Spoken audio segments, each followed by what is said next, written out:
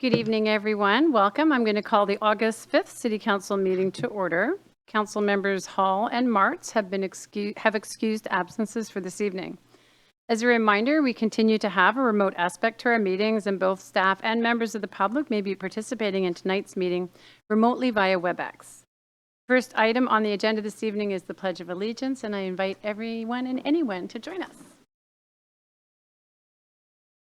I pledge allegiance to the flag of the United States of America, to the republic which is one nation, under God, indivisible, with liberty and justice for all. Thank you. The next item on our agenda this evening is audience comments, and it's a time when members of the public may address council directly, but either in person or virtually. Those who signed up in advance to make comments will be called on first, and if you're joining us virtually and you would like to make comments, please raise your virtual hand or send the host a chat message. You can do this on your phone by pressing *3, and if you have a computer or smartphone, you can look for the hand icon. If you are in the room and did not have a chance to sign up in advance, I will ask for other speakers before closing this portion of the meeting. There's also a public hearing this evening. We have our superintendent of the Issaquah School District here with us. It's going to be AB 8867, Issaquah School District's 2024 bond, November 5th, 2024 ballot item. If you're here to make comments on that item, they should be made during that public hearing, which will occur later in the meeting. City Clerk, has anyone signed up to speak for general audience comments or indicated a desire to speak this evening? Mayor, we have one person signed up, and we'll want to clarify with her if her comments are related to the hearing or the general portion of the meeting. That is great. Thank you. So if you are making comments this evening, you're invited to address the council regarding matters that are directly related to Issaquah's programs, projects, services, or events. Comments related to political campaigns are not permitted. Please direct your comments to the whole council and not individuals. And while this is not a question and answer session, we can contact you and will contact you to follow up if needed. When you are recognized, if you are a virtual attendee, please unmute your microphone. If you are here in the room with us, please come to that center lectern, the little button on the base. The red light will come on to tell you that you are on air. State your name, address, and relationship to the city. Speak clearly and pause frequently. Limit your comments to 5 minutes. If you are attending virtually and do not respond after your name or phone number is called, or if your connection is lost unexpectedly, the meeting will still need to proceed, and you're encouraged to rejoin the meeting if you're able. Personal attacks, obscene language, and derogatory remarks and disruptive behavior will not be permitted. Public comments, written and verbal, are an important aspect of the public process, and the city takes comments seriously. We thank you all for taking the time to address us this evening. City Clerk, do you want to at first clarify with the person online? Yes, Janet Erie, you are the first person who signed up to speak, and we'd like to know if you'd like to make some general comments now or if your comments were related to the public hearing on the school bond measure. So I've just made you a panelist, so you should be able to unmute your microphone.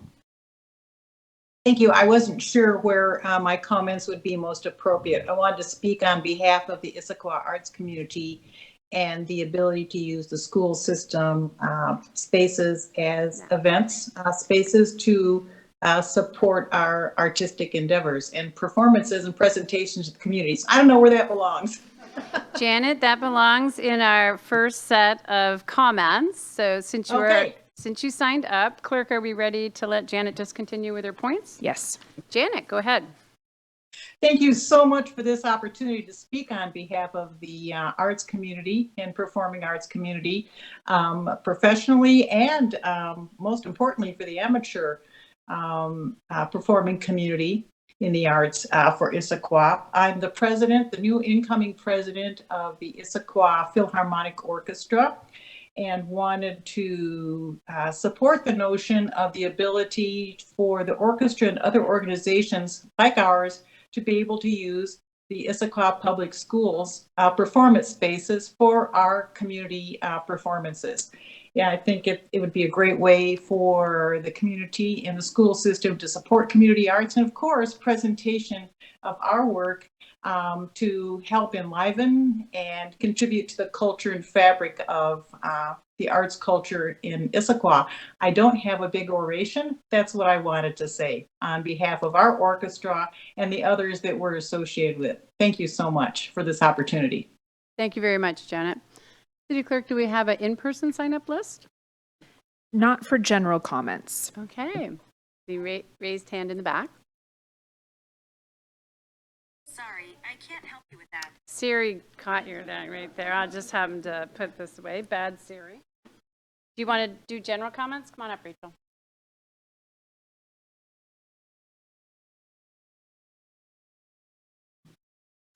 Hello, it's nice to see you all again. I'm Rachel Wright, and I am co-chair of the Issaquah Arts Commission, and I'm also the co-founder and president of an arts nonprofit called Issaquah Arts.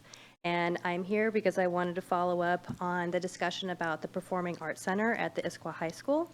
I last communicated with the group via a brief that talked about the history of the Performing Arts Center and access for the public. We talked about that back in April, and at that time there were 87 people that signed in support of trying to raise awareness about the opportunity to make more spaces available to our performing arts groups, including the Issaquah Philharmonic Orchestra, Master Chorus East Side, and Issaquah Dance Theater, which at the time that I wrote that letter, it was my first learning that they produce the Nutcracker annually, but are actually performing it in Bellevue. And so I wanted to thank you all for the discussion that followed between yourselves and the Issaquah School Board. It sounded to me like it was a very productive meeting and that there was an interest in working together on the opportunity to open those doors. So I thank you for both seeing the opportunity and helping to create new ways for us to access space. I'd also like to thank Amy Dukes and Jeff Watling. I got an update from Amy last week that they were able to meet and had a good productive discussion, and it sounds like there's a second meeting hopefully for August. So I feel positive about it, and I have offered up that with whether the Arts Commission or Issaquah Arts can be of help, if there's questions about sound systems or how we can seek out partnerships. There's a lot of people who are very interested in working together, including the Issaquah Philharmonic Orchestra, who we've talked about the idea of perhaps we could do a pilot to work out the kinks, with a very trusted group and a long-standing group within our community. So I just, want to say thank you, and if there's anything that I can do to help, please let me know, and appreciate your time. Thank you. Thank you, Rachel. Anyone else for general comments this evening? If so, just raise your hand. Come on up to the microphone. Otherwise, I'll assume all these faces in here are for the specific hearing on the school bond. Okay, asking once, asking twice. Nobody else online, City Clerk? Okay, thank you. Well, that closes audience comments, and we did get to hear from 2 members of the public about the use of school facilities for the Performing Arts Commission. Going to move on. Oh, sorry. Just wanted to say that thanks to those that came and made comments. And as a reminder, you can also email your council at any time at issaquah.gov. And we will move on to the next item of business, which is the consent calendar. I do not have any remarks on the consent calendar tonight, but do any of the committee chairs or chair designates have something on consent calendar that they think needs to be addressed? No. Seeing head shakes, no. The consent calendar was distributed to council in advance, and if authorized, the items on the consent calendar will be considered together and approved under one motion. Have the payables and payroll been reviewed? They have. Yes. Thank you. Does any council member desire to remove any item from the consent calendar and consider it under regular business? Head shakes. Is there anybody ready to make a motion? Council President? I move we approve the consent calendar as presented. Second? It has been moved and seconded to approve as presented. Is there any council discussion? All those in favor signify by saying aye. Aye. All those opposed? That carries unanimously 5-0. So we're going to move into the next item, which is the public hearing, AB 8867. It is the Issaquah School District's 2024 bond, November 5th, 2024 ballot item, and there will be a public hearing. And the request of the council this evening is to consider approving the resolution. State law does allow the City Council to support or oppose a ballot measure at an open public meeting. One of the requirements is that council members and members of the public with opposing viewpoints have the opportunity to be heard. For that reason, we've scheduled a public hearing tonight. This will be the public's opportunity to express support or opposition for the proposed resolution supporting the Issaquah School District's Prop 1. Following the public hearing, the City Council will then deliberate. And I'd like to, do I have Harlan here? I do. I'd like to invite School Board President Harlan Gallinger to the lectern. Welcome, Harlan. You can use this one. Yep. And just press in the center. That'd be great. Do you have a presentation? Okay. Please use that one.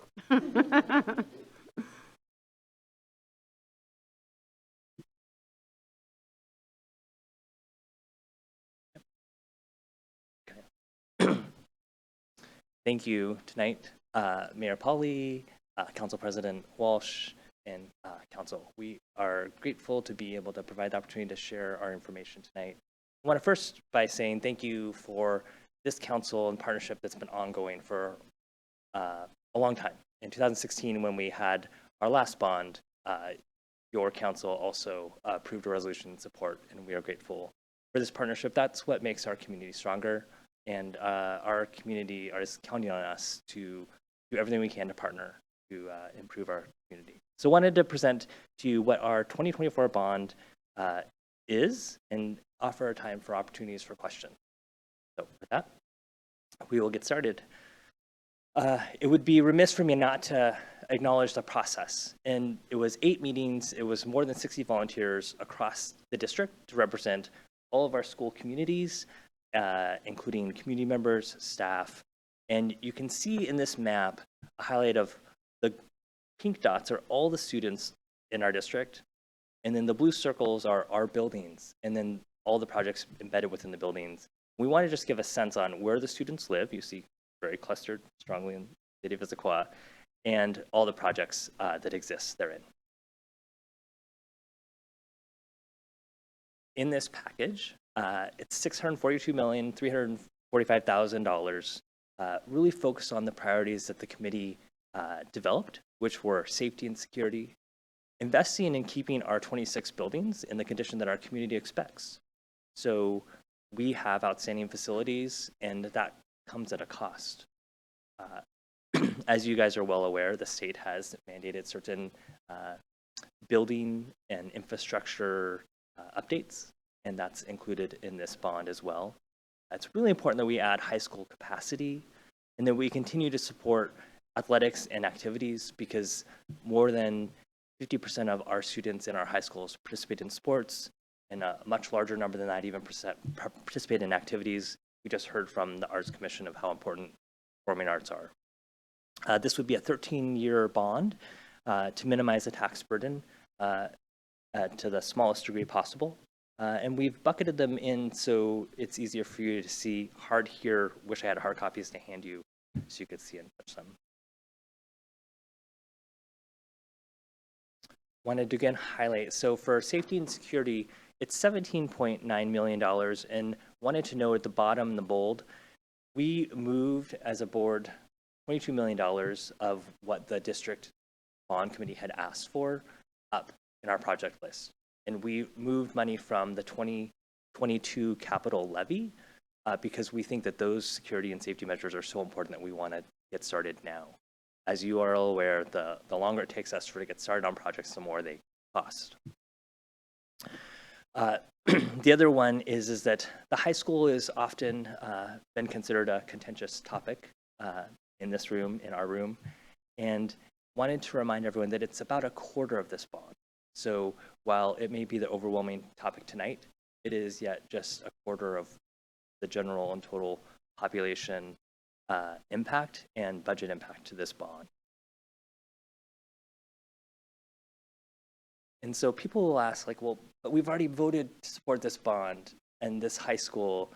And the answer is yes. So in 2016, that bond dedicated $120 million towards the high school. And that was what was projected in 2015 to build that 4th high school. As you all, I'm sure, are aware and remember, there were many delays for a variety of reasons for why the permitting didn't happen until a little over a year ago.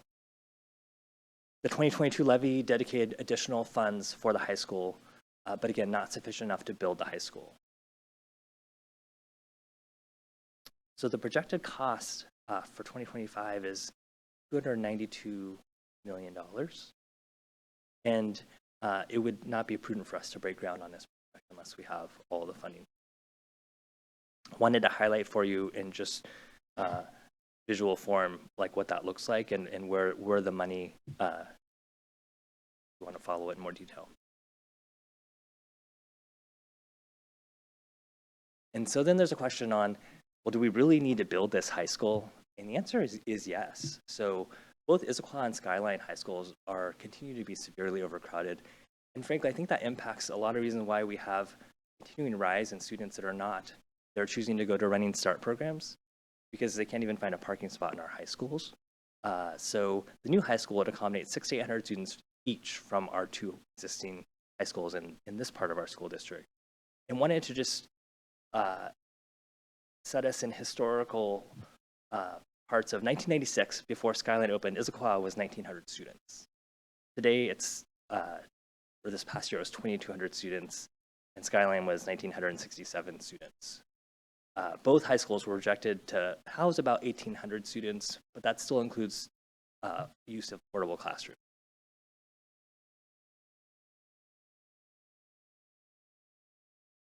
And wanted to again remind that in 2016, when this bond was passed at 72%, we had 5,254 high school students. This year, we had 5,744 high school students, and the projections just get higher. As you all know, because you have your Central Issaquah plan and all the other building and growth plans that are coming, your building, those come with families and those come with students. And our projections are that based on everything that we see with our cities, primarily the city of Issaquah, that we're going to have more than 6,000 students really soon. And so you can imagine how long it takes for us to build a high school that we have to be ready not only to house the students that we have today, but it would be a near impossible challenge for us to deliver the education that we deliver today if we're any more overcrowded than we are.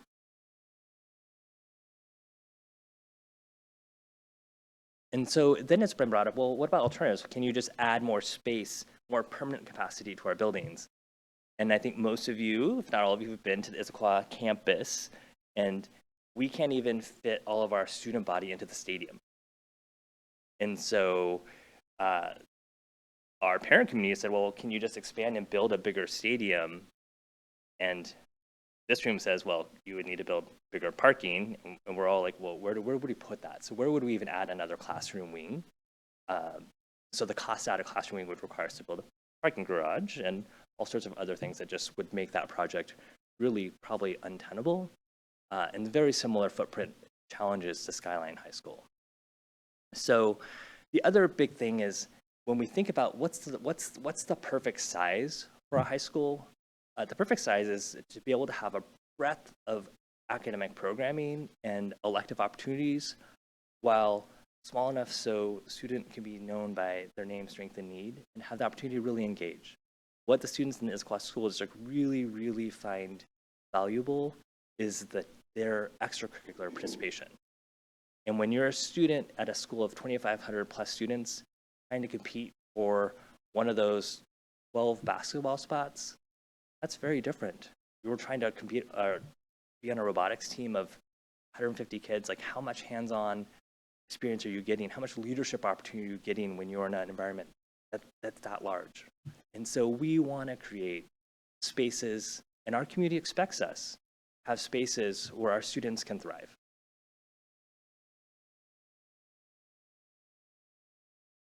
And then it's like, wow, that's an eye-popping number. And does it really cost that? And so just want to highlight, so one of the most recent schools built, Seattle Public Schools, is nearing the end of their process of building a rebuild of Rainier Beach High School, $283 million.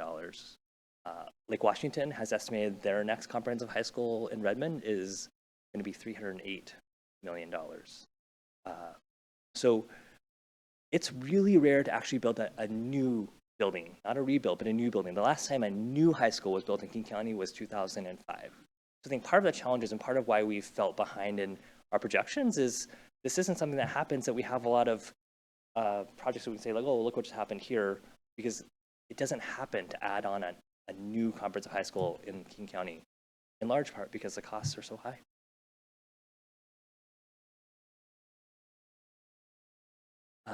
So why it's important, as I've already alluded to, is we currently have 850 students in portable classrooms.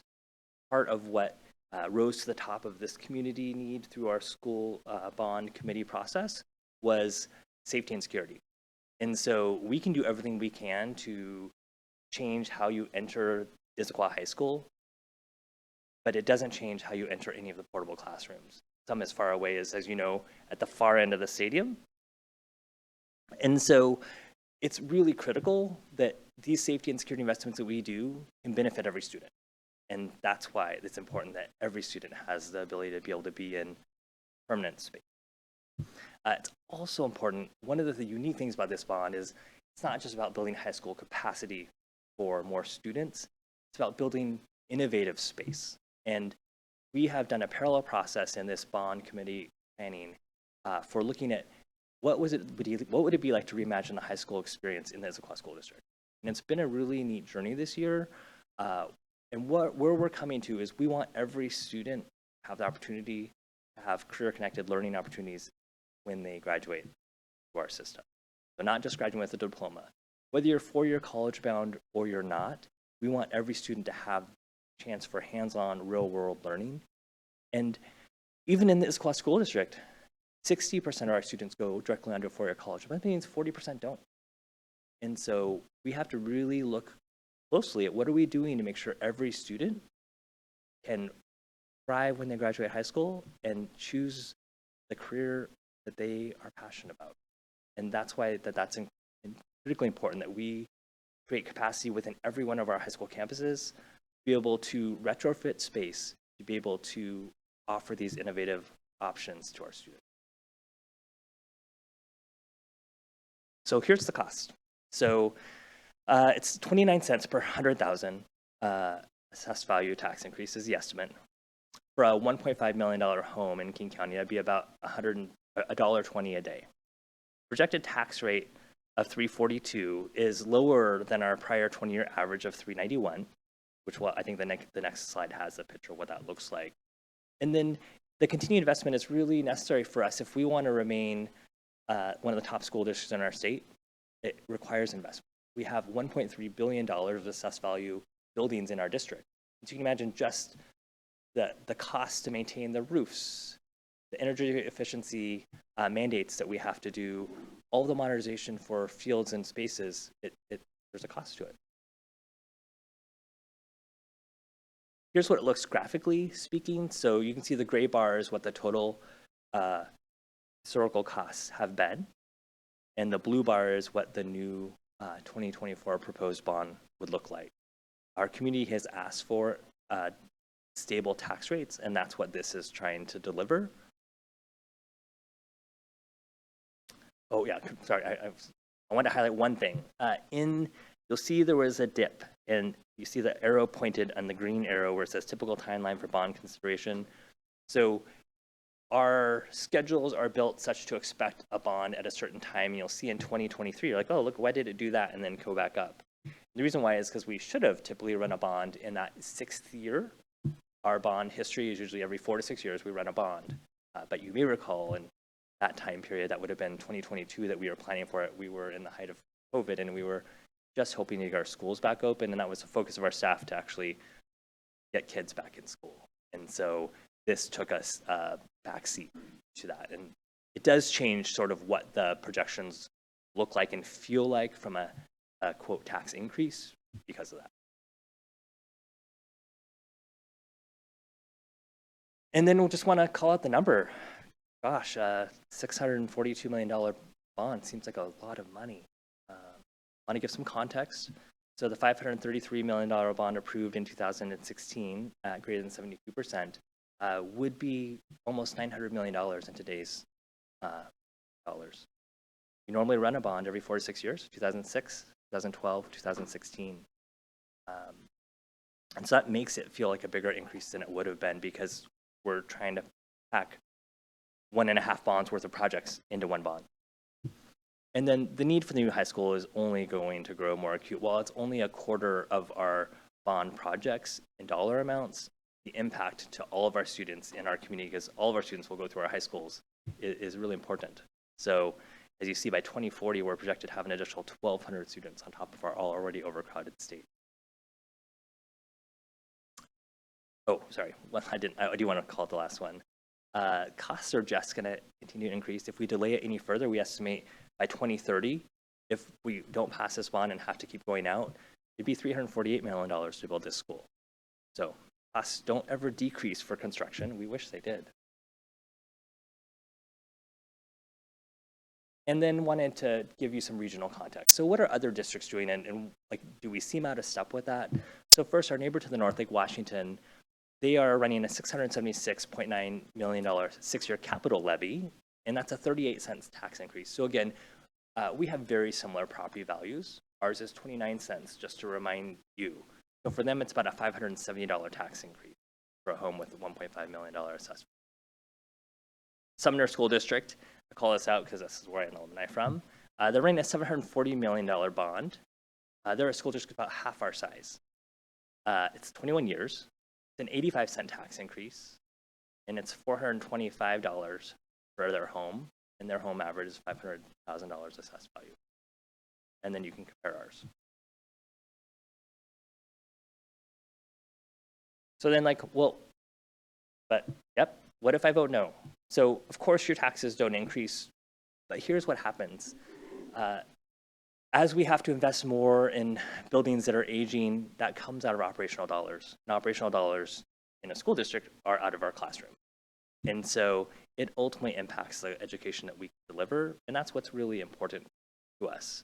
The overcrowding of our schools will continue to negatively impact the student experience, not just what they're getting delivered in the classroom, but all the extracurriculars that our students and families expect. And wanted to just remind people that every item on the proposed bond package is necessary to deliver the student experience that our community expects and values. So we really pushed hard against the district to say, like, do these items really do they belong here? Even the ones for energy efficiency and modernization, like, do they have to be done now? So all these projects are in the 6-year window, or yes, they need to be done in these 6 years. Not like, oh yeah, we can do this next decade. You'll recall, because you guys probably have lived here longer than I have, that there were bond failures here in the late 90s. Ultimately, those projects still need to be done, and they were done, and those bonds were passed, but the cost to the taxpayers ultimately was more. And that's what would happen today, because none of the projects that we're offering on this proposal are optional, or like, well, what if we just go back to the drawing board and do something differently? Because they're all needed. And so if it's not 2024, even if it's 2025, we all know what the costs are. You're already projecting doing your budgets for 2025. You already know what the increase is. So just do the math on $642 million, and you'll see where we are as we project out. So, and ultimately, we've seen it. We've seen it happen in surrounding districts in our region with school districts that don't pass bonds. It impacts property values, and that ultimately drives where people choose to live. And I understand I'm not taking questions now. So, thank you. So thank you, Harlan. Council, we will have question and answer after the public hearing portion. So I am going to open the public hearing at 7:28 p.m. Again, if you're joining us virtually, there may be some new folks. Please raise your hand or send the host a chat message. If you're on your phone, press *3. If you joined by computer or smartphone, look for the hand icon. If you're in the room and did not sign up, I will ask for other speakers before closing this portion of the meeting.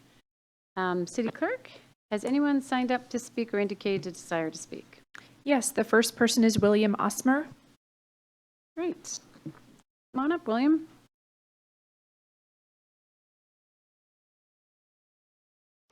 AKA Dave Osmer, Issaquah, Washington. I urge you to oppose this outrageous bond proposition, but if you won't do that, at least please don't take a position at all. Furthermore, I suggest you have a clear conflict of interest because there's $10 million in this bond that will be a gift to the city to help refurbish Boeing Pool. The proposition also includes, as you just heard, $182 million for the new high school, number 4. You just heard them tell you that they need this school because the high schools are overcrowded and enrollment is expected to increase despite the current trends in today's environment where districts all around us are closing schools, not building new ones. What ISD doesn't tell you is that their own 2024 capital project or capital facilities plan shows that they already have existing capacity to accommodate their projected high school enrollment for the next 10 years. Granted, that includes portables, which is not ideal. Ideally, I'd like a Friary, but I can't afford it. Neither can the,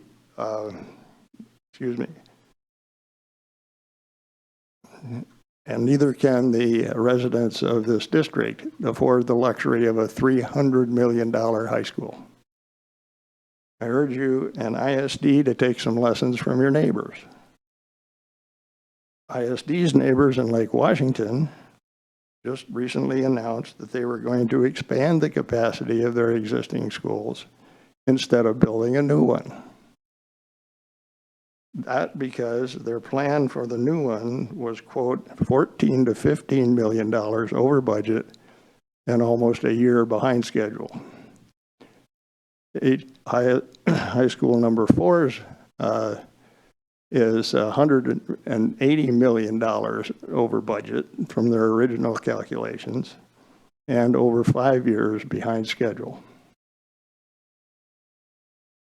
I urge them to do the same as Lake Washington and spend a whole lot less than $300 million expanding their existing capacity. The council's neighbors in Sammamish recently declined to take a position on this issue. And I urge you to do the same if you won't vote actually to oppose it. So please do not impose this incredible increase in taxes on your constituents. Thank you. Thank you, Dave. Apologize for the typo on the speakers list. That's my fault. City Clerk, who's up to speak next? Michelle Williams. Michelle, come on up.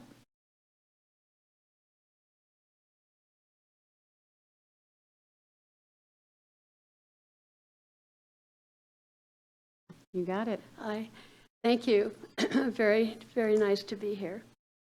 My name is Michelle Williams. I'm an Issaquah taxpayer, a former North Shore School administrator, and a former student-teacher supervisor in the Issaquah School District. In these capacities, I always supported bond and levy propositions. Now, however, I am concerned about the Issaquah School District's lack of transparency in how it is using the bond and levy funds that taxpayers have already approved. The past 2 propositions have requested funds for a new high school, and the money has been used for many other things, many other projects, including a new administration building. How can they be trusted to not do the same with the money from this proposition? The Issaquah School District does not need a new high school. Future enrollment projections show that student numbers are declining. Issaquah's neighboring districts are looking at alternate ways to assess lower enrollment. The Bellevue School District has closed 2 elementary schools and is considering closing 2 middle schools, not building new ones. And as Dave mentioned, what Lake Washington School District is taking the approach of enhancing their existing high schools. I understand this bond includes funds to meet the state clean buildings mandate for upgrading buildings to improve their energy efficiency. Why not look at upgrading the existing high school buildings by expanding them as well? We do not need an incredibly expensive new high school. Let us look at alternate ways we can address the current needs of students, recognize declining enrollment, and value taxpayers' dollars. Thank you so much for your consideration. Thank you, Michelle. City Clerk, who's up next? Clina Dupuis.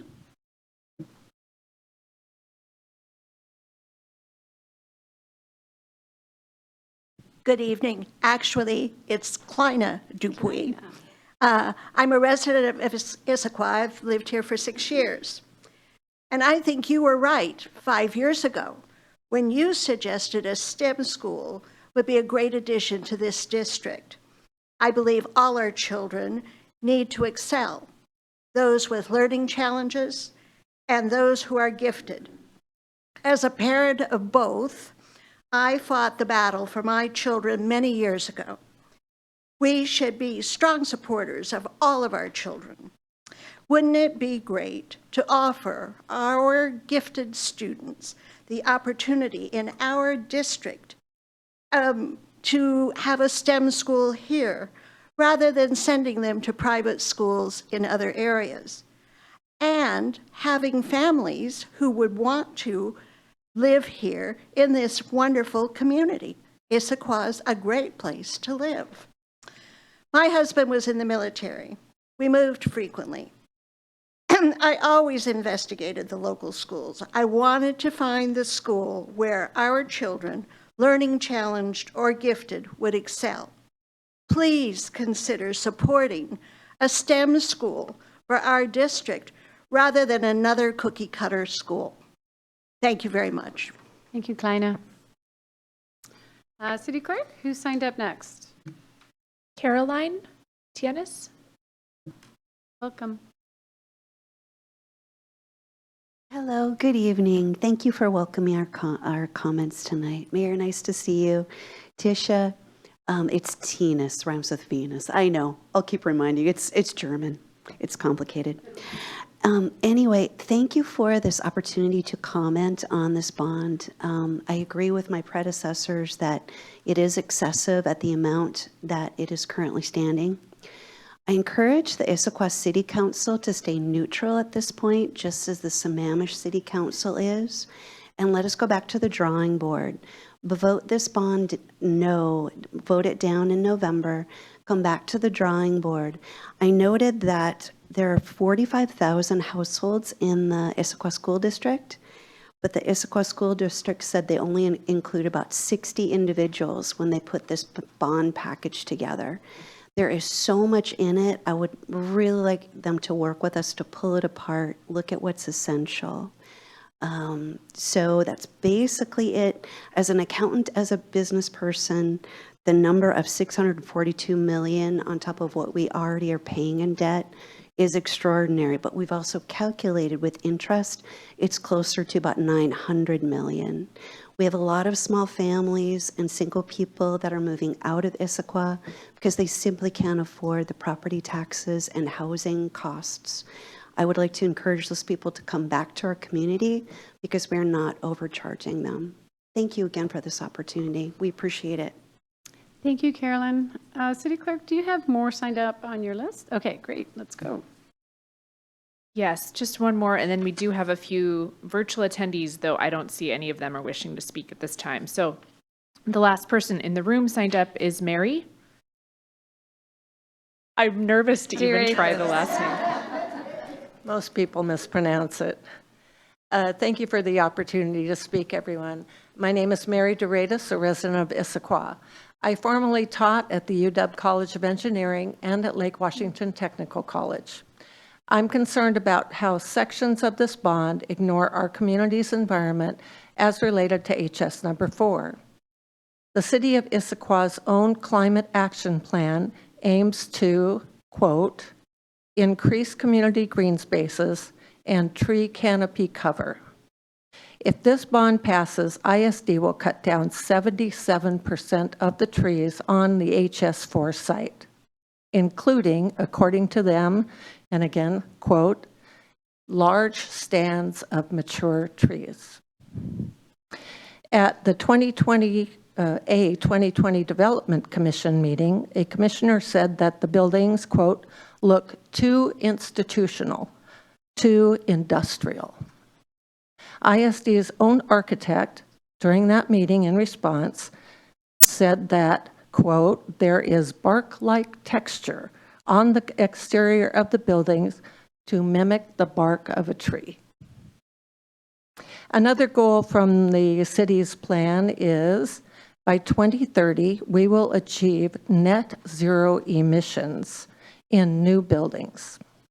ISD is not using net zero on this project, which is a standard in new school construction across the country and even internationally, because it often costs less. And more importantly, school operating costs are reduced 65 to 80%. That's according to the U.S. Department of Energy, saving future taxpayer dollars over decades. ISD's own architect even stated that they are, quote, not seeking green certification. Related to that is when, because as you can tell, this is an issue close to my heart, I asked about recycling water on the site. The architect said that they designed the roof too big. They will not be recycling water. As for the comments about the parking spaces, I want to say nobody wants to live next to a bunch of parking spaces. In fact, the design as it stands now will have a 700-space parking garage, 2 stories, in a completely residential area.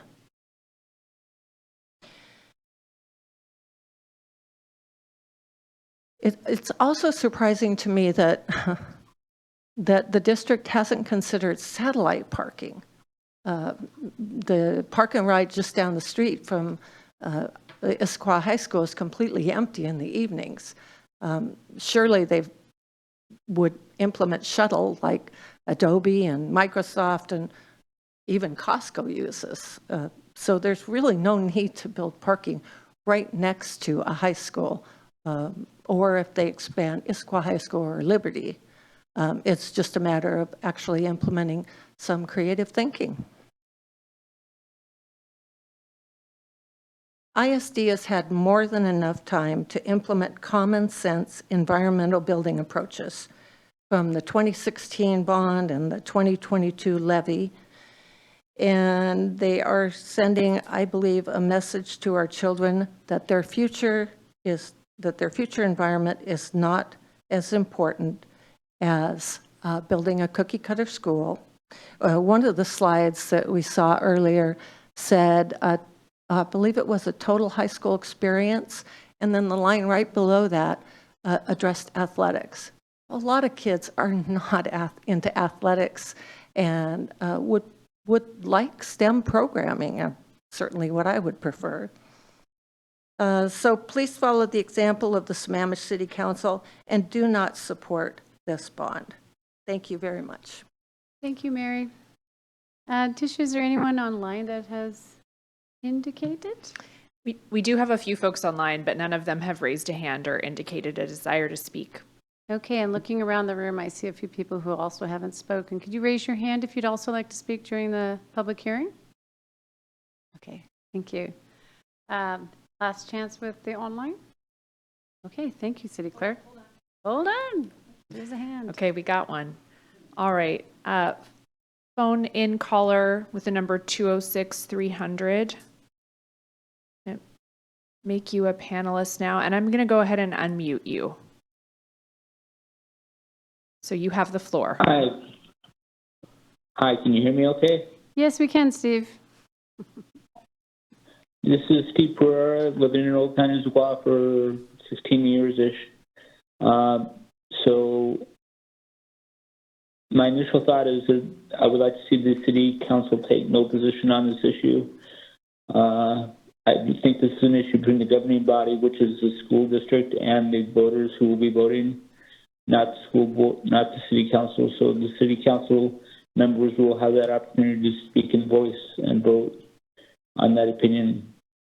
I know it's not so much, I guess I want to be clear, transparency. I was one of those who opposed the current site for the high school and preserving Providence Point, so I just want to be transparent with that. I also have some concern with the cost of $292 million for a high school, and I also don't think it's the best site for a high school because it's not within the proposed growth boundaries for residents. So we're going to be transporting students from far away to go to a location that's not near their location. With that said, all those things the city council should not be taking position for or against. This is a position between the residents who are being asked to oppose or approve the measure, not for the city council to take a position. So again, I would like to see the city council stay neutral and I guess abstain from voting. Thank you. Thank you, Steve. City Clerk, you want to take a last look and see if any online attendees want to speak? No other hands. City Council, do you have any objection to me closing the public hearing at this time? Okay, so I'm closing the public hearing at 7:45, and we're going to move into council questions. So please raise your microphone if you have any questions. Council President.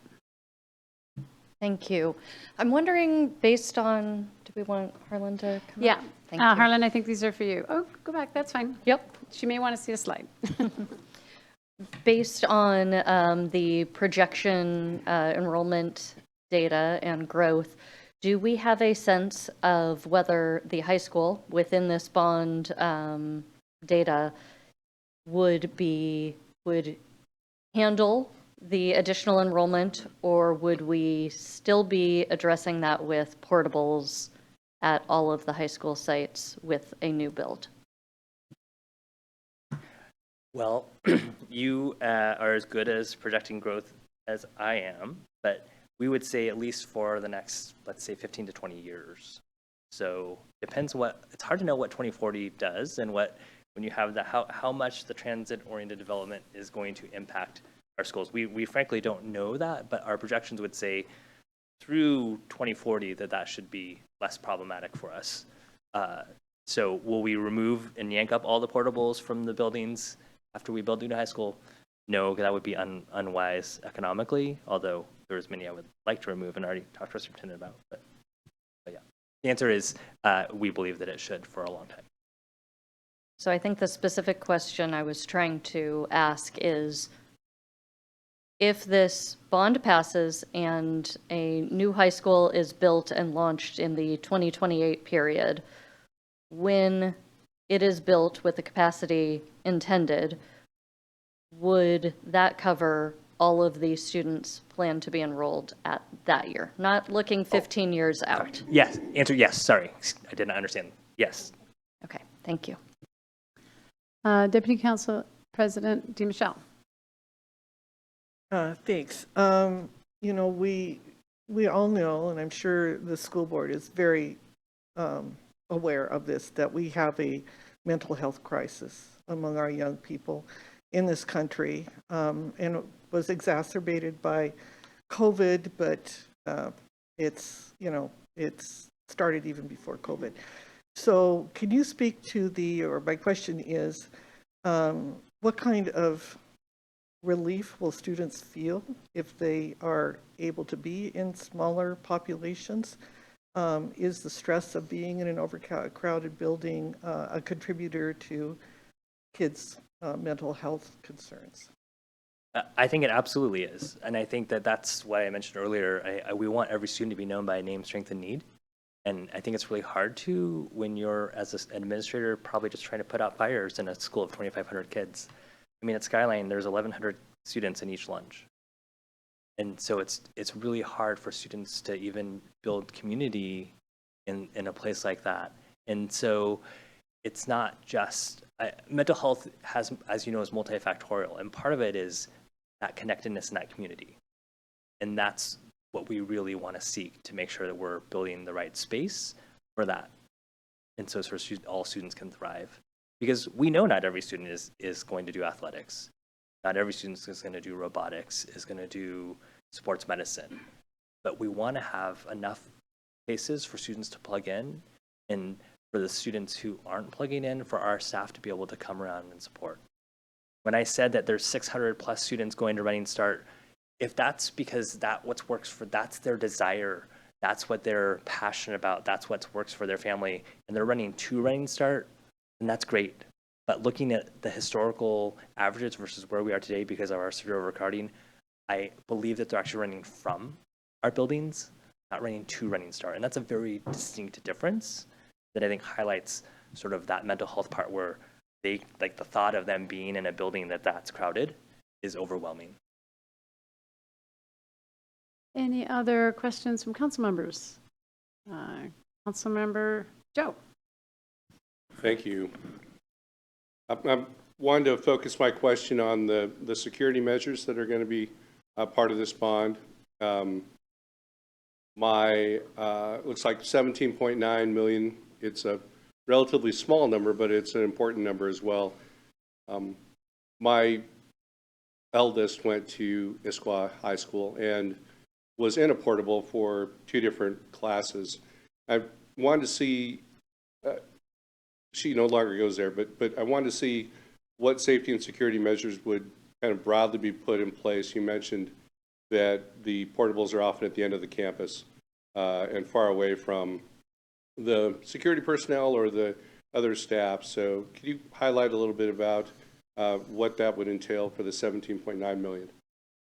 Sure. I'll first start with the 22 million that you see at the bottom, and that's where we want to have vestibule entrances at each one of our high schools in the way that you've been in Issaquah Middle School or any of our elementary schools where you have double door sequencing to get in. That doesn't exist in our high schools. And you may recall back when these high schools were built, we were built to be opening to the community.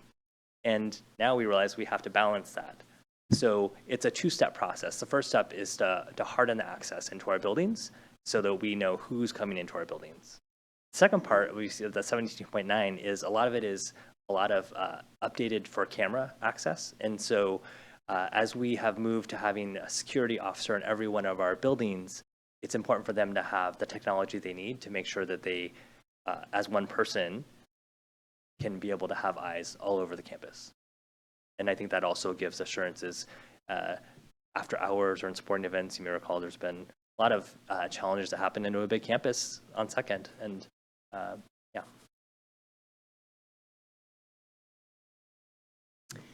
Any other questions from council? Councilmember Hunt. Thank you.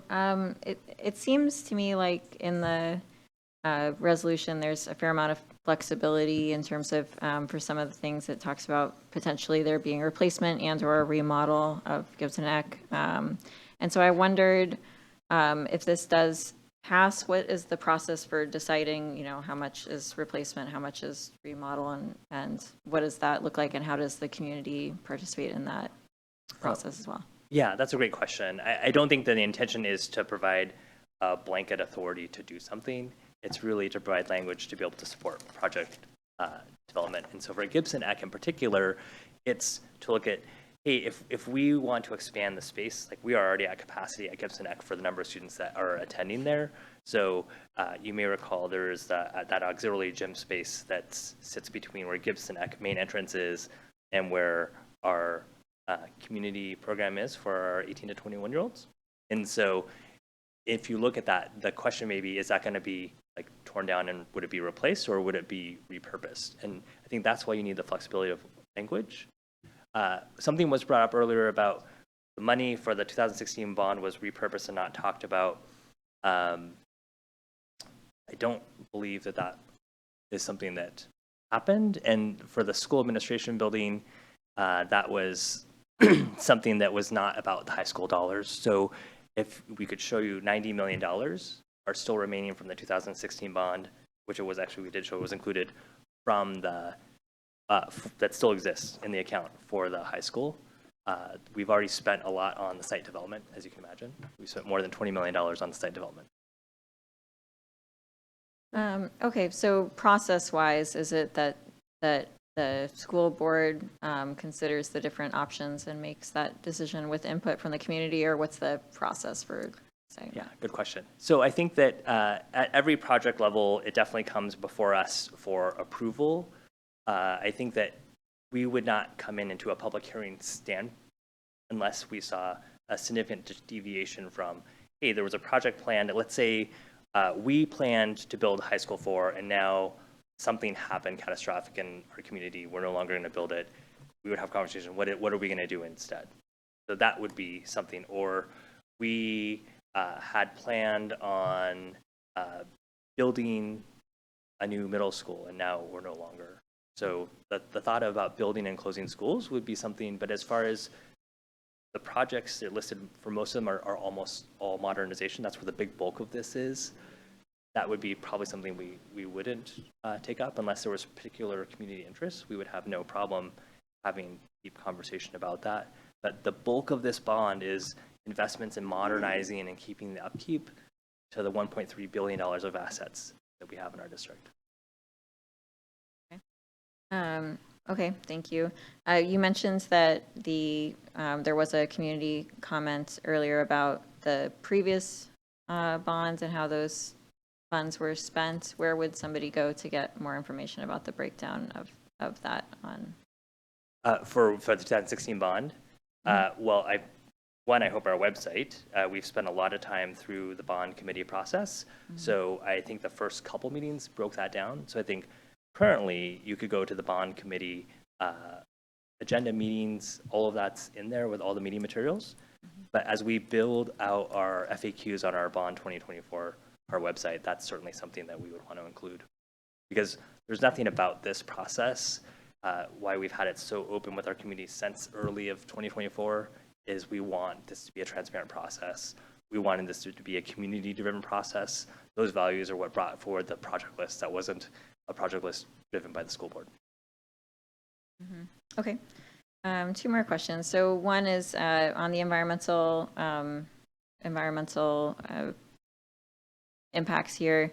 Could you explain a little bit more about how you are minimizing the impact to the environment in this plan? It was mentioned that it was mentioned in community comments. I'm concerned about that. We had a fair amount of discussion before about the site and runoff from the site and that sort of thing. So if you could speak to how that impact is being minimized, please. That would go far above my head and my expertise, so I would not be able to do that. Okay. I don't know if I have someone here who would be able to. I suspect that they would. So, and if you have any other question before that I could answer, then I'd happily hand it over to our staff. I have one other question, but if we have... why don't you throw it out on the table and we'll see if it's one for Harlan or for staff. Okay, so my last question is, I've heard in the community, and it was also mentioned in our comments around AP courses or STEM courses, specific courses more that focus on the education that would be provided in the buildings. And so I wondered if you could give an overview of what the bond committee discussed in terms of that versus the facilities, which is more of what you focused on in your presentation. Yeah, I think I've heard a couple comments tonight about cookie cutter facilities, and I think that I want to caution us. We have space that we're building because from a cost and design standpoint, the less new design you have, the less costs there are. So it's really to be mindful of cost. So if you have a building that looks prototypical, like Issaquah High School, there's going to be less cost in that, and then more where we have a firmer idea about what it's going to cost to actually build that design. Our buildings, what we're looking for and what we've done in a parallel to the bond committee process is to have a group of people put together, like, what is it that we want our students to walk out learning? And the school board's desire would be for every student to graduate high school from any of our high schools with a diploma as well as a certificate. So an example would be if we created focus programs at each one of our high schools, which would require a transportation plan.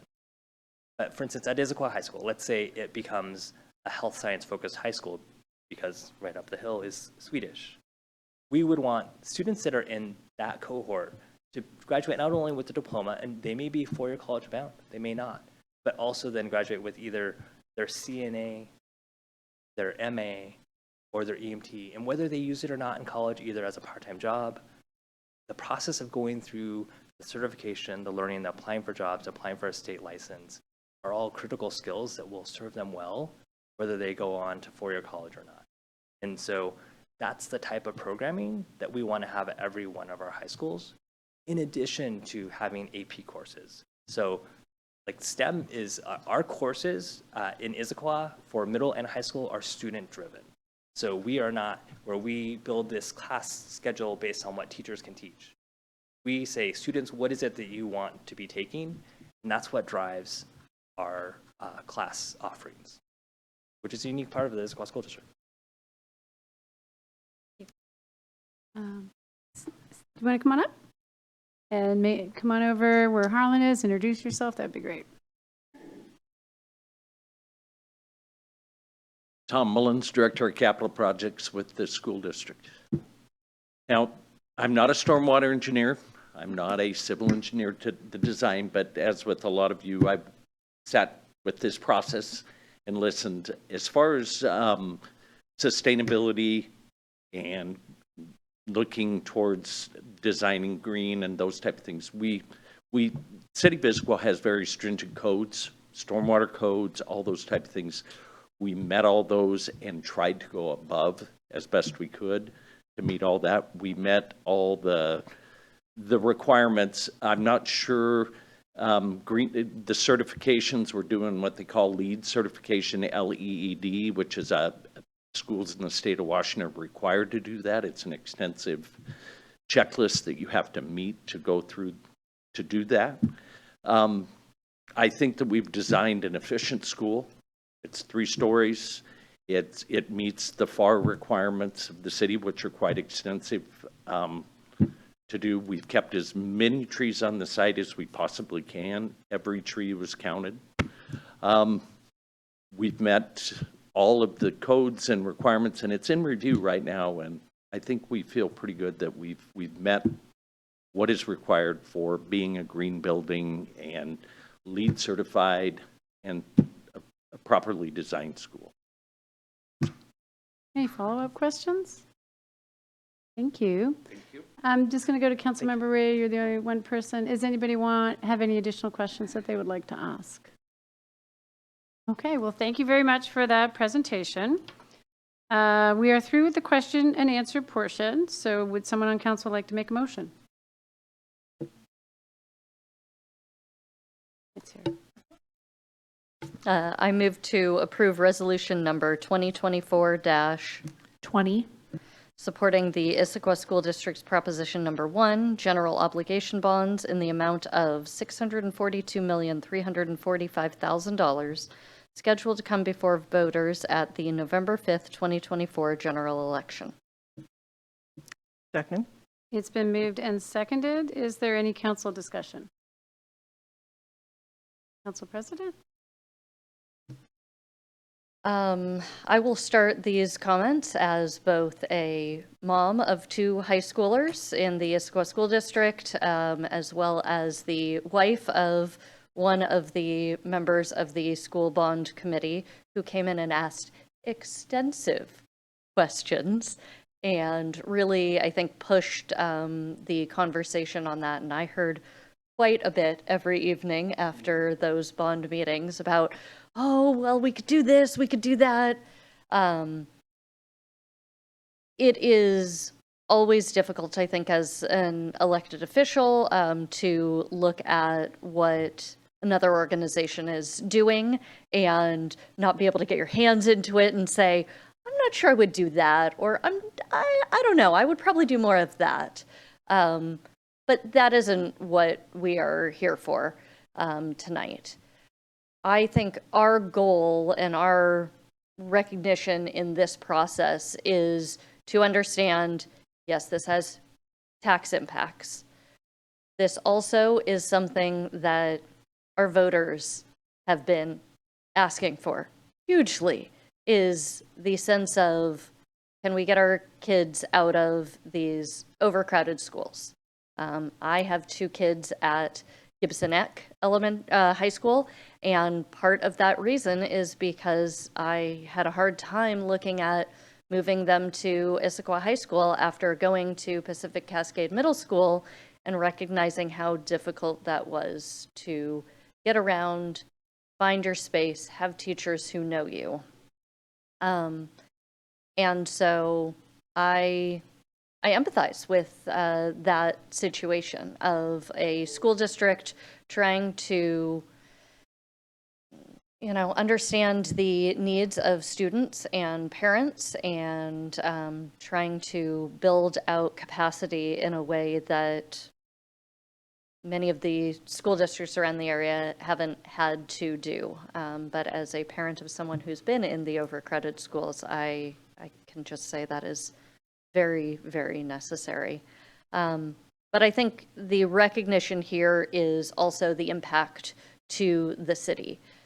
Yes, there is the $10 million that is looking at in the bond as an investment in a city pool. But my goodness, that would cost so much more money than that, and is something that the school district is one of the biggest, heaviest users. So I see that as a small portion of the budget, of the factor of, is this a benefit for the city of Issaquah and our residents? The bigger impact is recognizing the impact it's going to have on students and families and their ability to have a school and a school community that serves their needs. Yes, I would probably like more of the Gibson Eck model, seeing in the larger school in the bond and something like that. But I also recognize the intense capacity issues that you're dealing with and are projected to deal with. And so I am in support of this, both as a parent and as a city council member who recognizes the impact on all of the residents within the city. Thank you. Councilmember Ray? Thank you, Mayor Polly. First, I just wanted to say I appreciate everyone coming down and talking with us this evening. It was really interesting to hear the different points of view. I think we're really lucky to be in the Issaquah School District, and I think our schools have a positive impact on our community and our property values. And also, I just wanted to say that the decision tonight is really not about high school number 4. That's completely separate. There's so many other things that are in this bond, and I plan to vote for this bond. That being said, I don't believe it's within our official purview to support or oppose a ballot measure. I've never been an advocate for expressing an opinion on a ballot measure, be it a statewide initiative or a school bond. I mean, certainly individually, we are all free to support the bond and promote it as we see fit. But I think the outcome of this bond belongs to the voters, and it's the role of the school district, not us, to make the case to the voters to support the bond. And so I don't think we should take a position either in support of or opposed to this bond measure. Thank you, Councilmember Ray. Councilmember Joe? Thank you. In my questioning, I referenced my eldest, who was in a portable for a number of different classes. And they were one that kind of ran to Running Start. And I drove them to class today. And it's been an adventure with the school district because they're trying very hard with the limited facilities that they have and the personnel that they have. Yet students are falling through the cracks from time to time. So I'm speaking as a father that has a child that kind of ran to Running Start because of either overcrowding or not getting the individual attention that they might have needed for some of the challenges that they were experiencing. And then I also have a younger son who is supposed to be starting in the high school this fall. We're not sure if he's going to go to high school, though, because of some other challenges that he's having. And you know, so I think that our schools rank, they do very well in terms of the rankings, and yes, it's sometimes the programs that get the accolades, but there are facilities, personnel, and opportunities that are lost when we're not investing in our schools. So I'm going to be voting in favor of the measure tonight. I think that the City Council, for our point of view, needs to think from a perspective of, if we have a healthy school district, what are the other implications or other things that occur because we have a healthy city and a high-ranking school district working in conjunction with the economy and the highly educated community that we have here.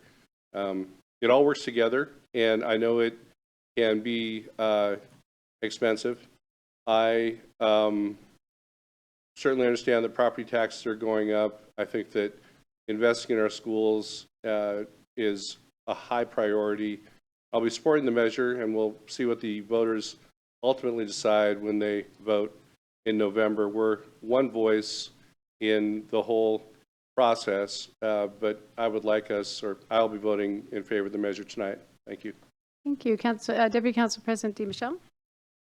Okay, thank you. Lots of things to say. That was a really good presentation. Thank you, Director Gallinger. First of all, I want to commend the school district for its emphasis on maintenance and repair, and long and very good tradition in the Issaquah School District has been to keep schools in really good condition. You sometimes go to other places and see schools that are in disrepair, and it really has an impact on the student experience. So, and the fact that you're very conscious about how much it takes to keep schools in good repair, I really commend the school district for including that part of it and the committee that looked at the bond. So thank you. My emphasis is really on the student experience. I too, when I went to high school a long time ago, but it was an overcrowded school. It was the baby boom. And, you know, you just know the experience is not the best one. In addition to the mental health things that I talked about earlier, the chance to be on a school football team or basketball team, or all of those things are curtailed. The chance to be in a club, or because teachers get stretched and they can't be advisors for clubs. All of those things happen when you've got an overcrowded school, in addition to just the bumping up against people all day long. And that could be very debilitating as well. You don't get as much attention from individual teachers because they've got so many students to take care of. It just keeps rippling out and out. And so when you look at the numbers and you realize that those schools were built for 1,800 and we've got 2,200 in Issaquah High and almost that many in Skyline, and you think about that kind of experience. And I think that there's just absolutely a demonstrated need here for this bond. The other thing I wanted to talk to, there was some questioning of whether or not we will have a need in the future.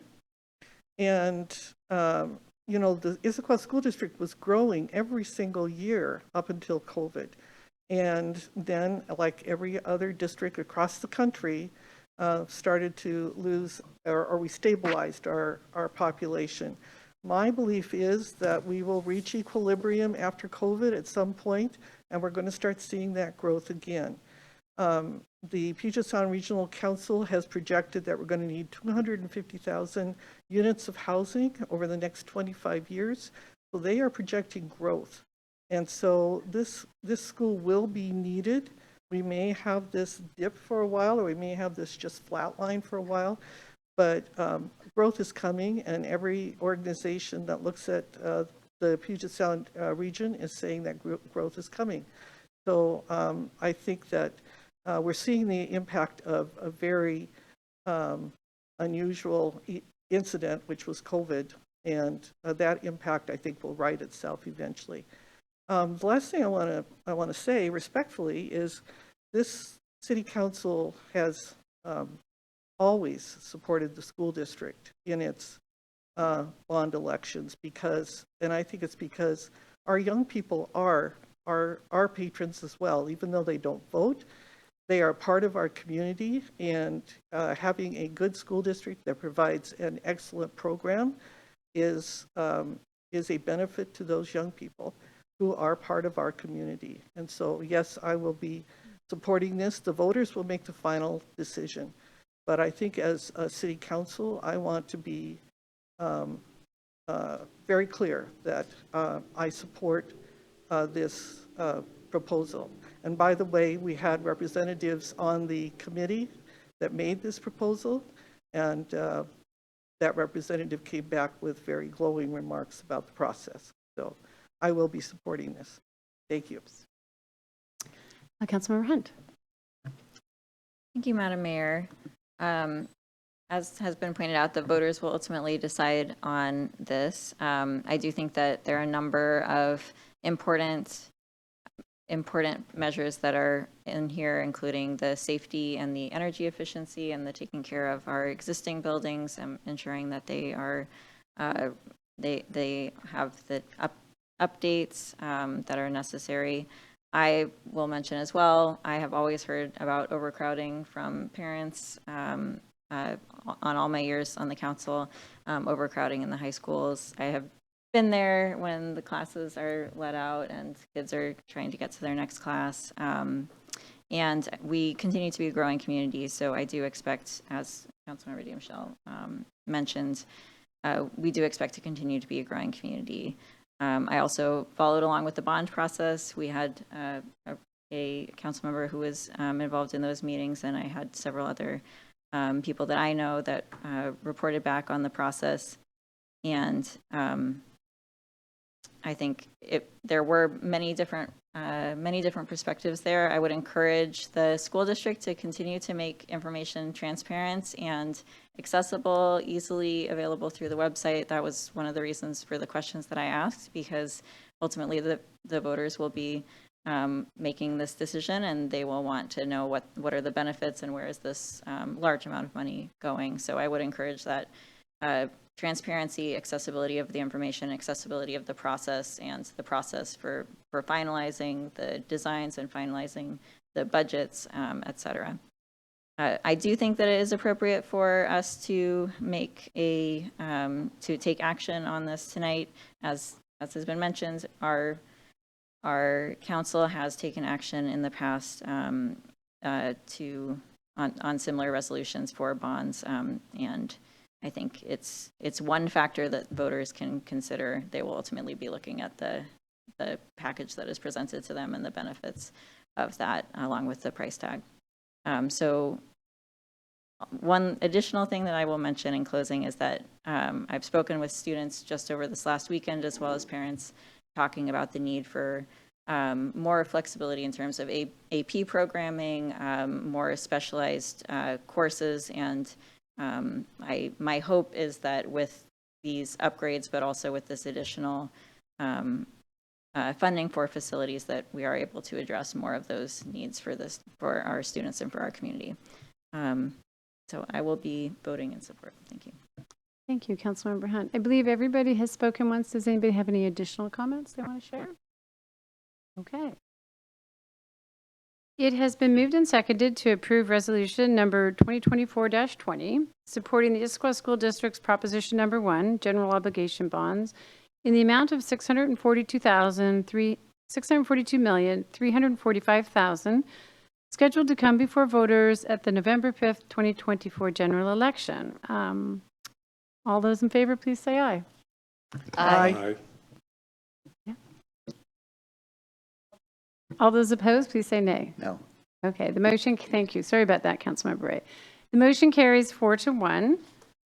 And again, I want to thank everyone who came in tonight and shared information and shared comments and concerns. We appreciate that you took the time to be with us in public, or Steve to be with us online. So thank you very much. We're moving to our next item of business, which is regular business. We do not have regular business items today, so we will move to committee regional reports, and we'll start with Councilmember Joe. Thank you, Madam Mayor. The Cascade Water Alliance Board will be meeting on Wednesday, the 29th of August, 3:30 in the afternoon. There's a hybrid option, or you can go to the Cascade Water Alliance office if you'd like to attend in person. The Public Affairs Committee for Cascade Water Alliance will be meeting on August 7th. And lastly, the LTAC Committee, Lodging Tax Advisory Committee, will be meeting on September 26th. Far out in the future, but just wanted to let everyone know that date. Thank you. Thank you. Councilmember Hall's been excused, so we'll move to Councilmember. There will be a meeting of the WIRA 8 Management Committee. This is the a subcommittee of the WIRA 8 Salmon Recovery Council, and that will be August 13th. No agenda has been set. Thank you very much. Councilmember Ray. No report this evening. Thank you. Councilmember Mertz has been excused. Deputy Council President DiMichele. Thank you. On July 25th, I participated in a meeting of the North Urban Human Services Alliance on behalf of the Eastside Human Services Forum. The topic of discussion was crisis care centers, specifically the new center recently opened in Kirkland, and proposed centers funded by King County. We received a presentation from the King County Crisis Care Centers team and exchanged perspectives on services and potential locations, especially related to the single youth crisis care center allocated funding in the King County bond. So it was a good learning experience. For August, the Eastside Human Services Forum, the Eastside Transportation Partnership, and the Regional Transit Committee meetings are all canceled. Thank you. Council President? No report. Thank you. Thank you. We'll move to the mayor's report. So there is no executive session this evening. I did want to make a few introductory remarks about our upcoming budget season. So as we begin crafting a proposed budget for the 2025-2026 biennium, I wanted to share my overall funding priorities as well as potential changes that may lie ahead. While our current expenditures are tracking largely as expected, we are projecting future revenue shortfalls. If these trends continue, it is likely that we will face a challenging budget cycle, where not every program can continue at current levels. Meanwhile, looking ahead to 2025 and beyond, costs to continue providing essential public safety services, such as police, Eastside Fire and Rescue, and municipal court, are expected to rise. While we are exploring potential new revenue sources to help offset these increases, we will also need to consider reductions in current services to balance the upcoming budget and properly fund public safety needs. Thank you to our City Council members for a very productive and thoughtful retreat on July 27th, where we started to tackle these budgeting challenges. Our work will continue over the next several months. I plan to present a proposed budget to the City Council in late September. The Council will then deliberate through October and November, with final adoption expected in December. Meanwhile, I encourage all of our community to stay involved. City Council members plan to attend numerous events this summer, including tomorrow's National Night Out, the Issaquah Culture Fest, and the Issaquah Farmers Market. Community members, please stop by their tables to learn more and provide your feedback. You can also sign up to comment at our upcoming City Council meetings or send an email to your City Council at citycouncil@issaquahwa.gov. Together, we're going to have to find these solutions to present and approve a balanced budget that ensures quality public services that are most valued by our community. As I mentioned earlier, tomorrow, Tuesday, August 6, 2024, is National Night Out. This is a special evening dedicated to fostering community spirit and strengthening partnerships between our community and our dedicated law enforcement. This annual event provides a wonderful opportunity for neighbors to come together, build relationships, and promote a safer, more connected Issaquah. Whether you are hosting a block party or attending a neighborhood gathering, I encourage everyone to join in the activities planned across the city. Come down to the Issaquah City Hall and Police Station. You can meet our police officers, local firefighters, and representatives from the Sheriff's Department. There will be food trucks, giveaways, and a raffle. To learn more about this event, visit the City of Issaquah's website at issaquahwa.gov. Just a little note about the Olympics and a connection back to Issaquah. From the Julius Bone Pool to the worldwide aquatic stage, proud Issaquahan and Olympian Kiana Hunter competed today at the 2024 Paris Olympics in artistic swimming, which is formerly known as synchronized swimming. Kiana was raised attending Issaquah schools, with her afternoons spent at Issaquah's pool, named after Olympic torchbearer Julius Bone. Kiana and the team performed today in the team technical routine, and spoiler alert, they are treading water in 8th place with 2 more days of competition. The USA swims again tomorrow, and I encourage you all to tune in to the ongoing coverage and do that for Kiana and all of our athletes in Paris. Our team recently interviewed Kiana about her journey to the Olympic stage, so check out this interview and more about her at issaquah.gov. And lastly, we have 3 upcoming events. Arts and culture. Summer is in full swing around town, and the month of August is packed with events from tomorrow's evening, Abagraphs at the Abagraphs, is that the name of the band? Okay. Abagraphs at Concerts on the Green, to the continued Gas Station Blues on Thursdays, and 2 open mic events at the train depot on August 7th and 12th. Make sure to check out this full slate of events on our website. And the Washington Lumaine Festival will be on Saturday, August 24th at the Lake Sammamish State Park. This is the 2nd annual Washington Lumaine Festival. This annual event features live performances, vendors, art, and children's activity.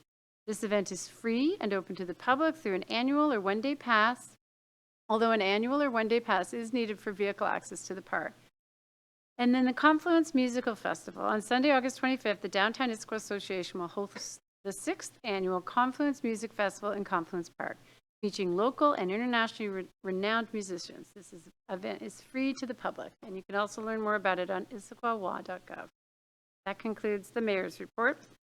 So thank you to our public works staff for staying late for the next item, which is an informational update. This is ID 1743, Central Issaquah Multimodal I-90 Crossing Project, TR003, and I'd like to invite Senior Engineer Greg Lucas to present this item. And Emily Moon, the Director of Public Works. Thank you. Sorry about that surprise. Good evening, Emily Moon, Public Works Director. I just wanted to say a few brief comments before I hand the podium over to Greg. This is a big moment for us, but it is just the beginning of this project. We have spent quite a bit of time along with our consultants collecting data, analyzing that data, vetting ideas, and we're now at the moment in time where we're ready to start talking about those ideas with a bigger, broader audience.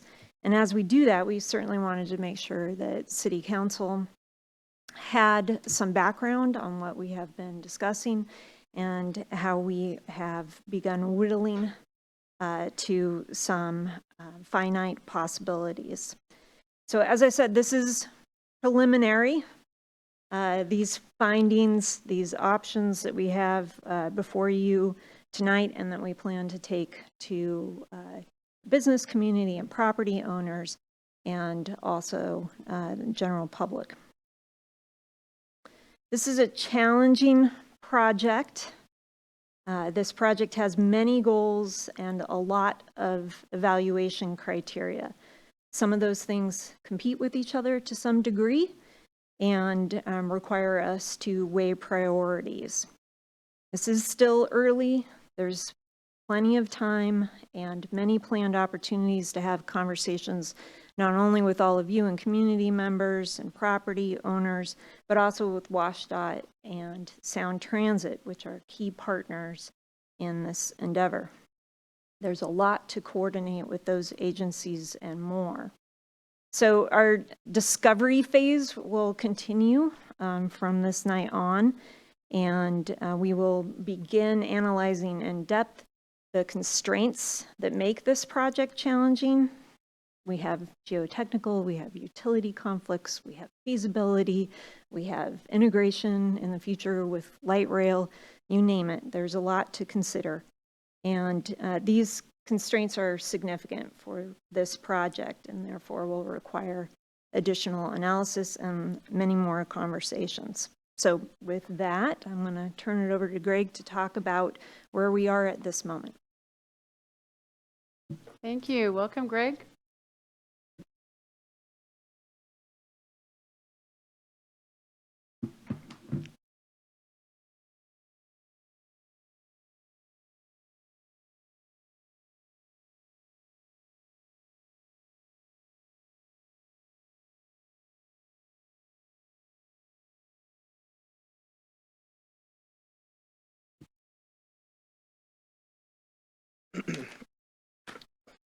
All right, I think I got it all set up.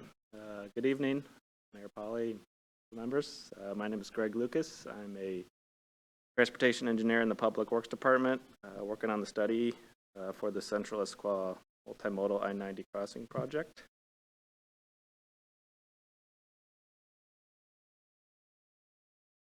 All right, the purpose of the presentation is to provide the City Council with an update on the study of the Central Issaquah Multimodal I-90 crossing transportation project. Allow me to share some background information about this study. The project has been in the Transportation Improvement Program for quite some time. It was previously referred to as the 11th and 12th Avenue Northwest Overcrossing. Crossing is included in the environmental impact statement for the Central Issaquah Plan. This project serves as a transportation mitigation measure to address the increase in traffic volume within the growth center, the growth within it. In July 2022, the administration received direction to include this project in a budget amendment. And last summer, the administration selected a multidisciplinary consultant team led by a firm called Jacobs. This was a qualification-based procurement process, and a contract was in place with the consulting team in the fall of last year, and that contract's fully funded by the American Rescue Plan Act. The project scope description anticipates a 3-lane roadway complete with bike lanes and sidewalks on both sides. According to the adopted street standards, the crossing is classified as a 4 street. 4 streets feature 8-foot wide sidewalks, 5-foot wide bike lanes, which are protected from traffic via landscaping and public amenities. The vehicular lanes are likely to consist of 1 lane in each direction, complemented by turn lanes where necessary to intersect. And the study focuses on evaluation of potential locations within the regional growth center in Central Issaquah for this multimodal crossing. And the administration is and will continue to actively coordinate this study with interested parties, which so far has included Washington State Department of Transportation, King County Metro, and Westbound Transit.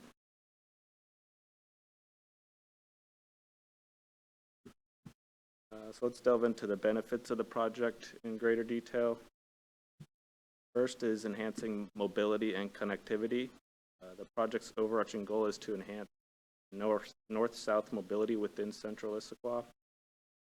This benefits workers, commuters, residents, and visitors alike.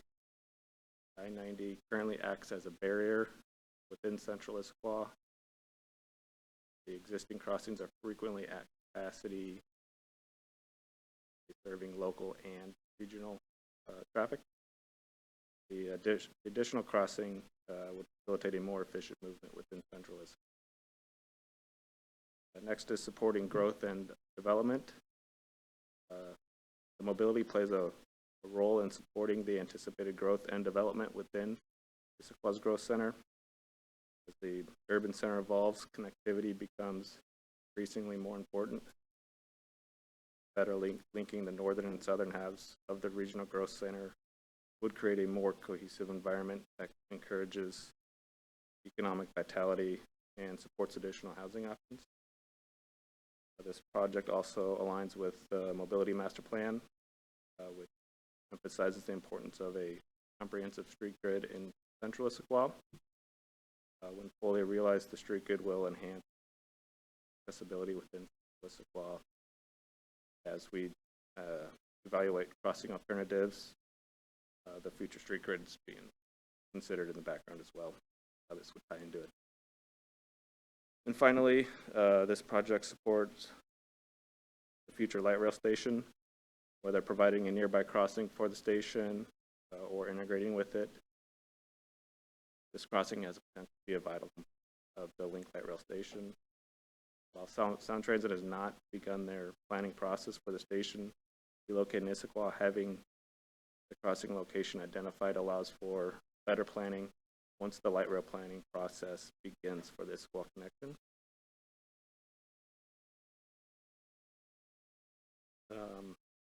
So an update on where we are today, what we've done to this point.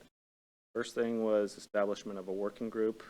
The administration developed a cross-functional working group made up of staff from various departments, ensuring diverse perspectives and expertise.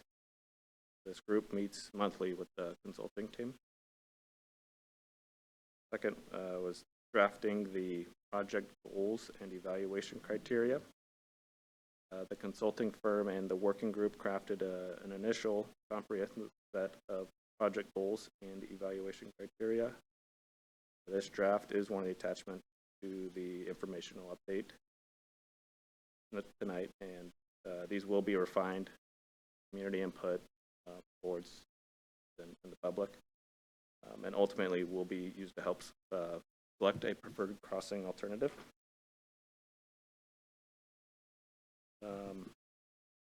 The administration, or I guess next was developing existing conditions and future projections. That's when staff helped support the consulting team and get started and develop a foundation for this project by providing as much existing information we could with studies and mapping tools.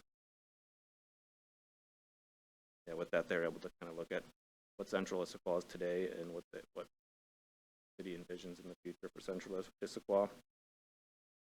The draft reports explore items such as traffic conditions, transit service, ped and bike facilities, environmental footprint, existing and future land use, and geotechnical challenges. Next, we've developed alternatives for the crossing, and subsequent slides will provide additional details on this, but the reports help frame the issues and challenges. Consultants started to develop crossing alternatives. And finally, initial outreach efforts. The administration is now in a phase for outreach of the project. Effective outreach is crucial for building support and ensuring transparency throughout the study. In addition to tonight's meeting, staff has began introducing the project to some of the property owners within the study area. A project website has been launched for the project within the city's website.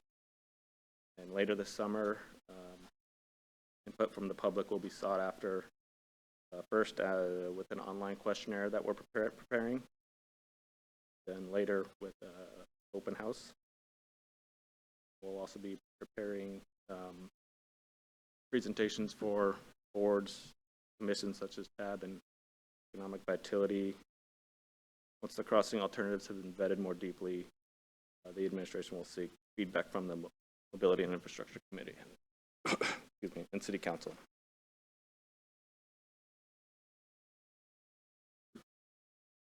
All right, so this slide shows the Central Issaquah regional growth center limits, and just kind of magic marker lines on a piece of paper. Is not a lot of thought went in initially. It's just no idea was a bad idea. Point A to point B, looking at it from a two-dimensional perspective. From there, matrix was basically developed. All of these the alternative A's, the ref, that was all nomenclature for us to keep it square in our heads. And then we were also both looking over and under I-90. And again, this was just before we even really start any thinking at all. Just what are options for two-dimensional perspective? And then from there, the alternatives, those high-level alternatives were reviewed for initial feasibility and impacts. Alternatives that were not constructible or had reduced benefits relative to the others were identified and ultimately recommended to be removed from consideration. Some of the feasibility review included consideration of the high water table in Central Issaquah and geotechnical challenges that removed most of the undercrossing options.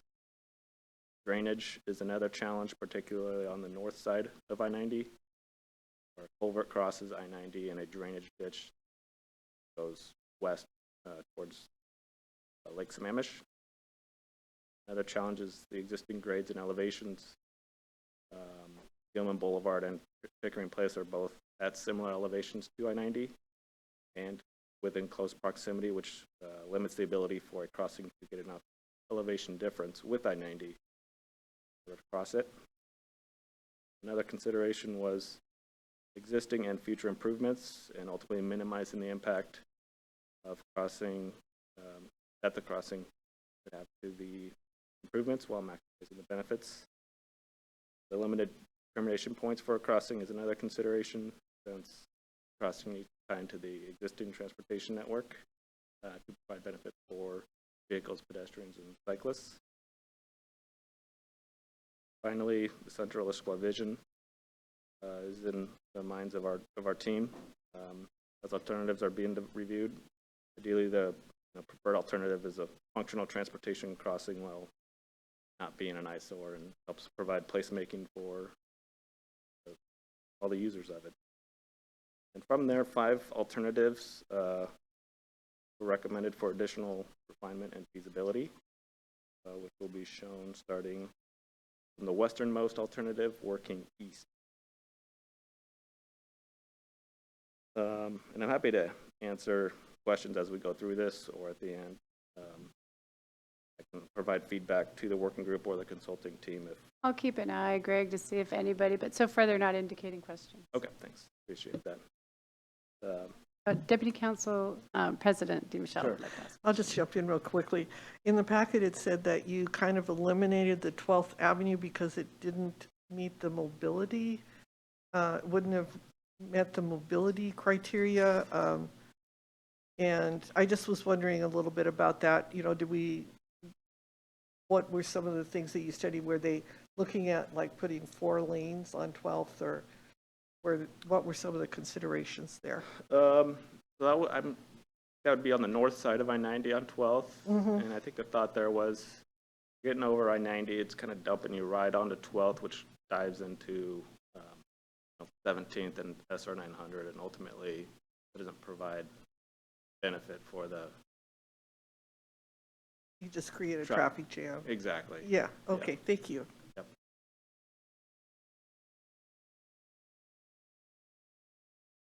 Yeah, and I'll just echo what Emily mentioned. We're still very early in terms of the actual concepts, so we don't have answers to it. We'll certainly be taking notes, and as you know, refine these concepts more. We'll be considering that.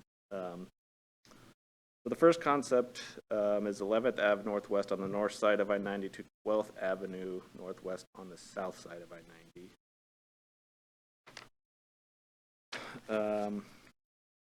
I'll just kind of go through these relatively quickly, but like I said, I'll stop and pause for any questions, or we can come back later. So this crossing option is an overcrossing of I-90. In order to obtain enough elevation difference on the south end of I-90, or south of I-90, Gilman Boulevard at 12th Avenue would need to be raised 3 to 4 feet. You can kind of see the kind of graphic shows the impacts to Gilman. Both spans, raise it 4 or 5% at the intersection.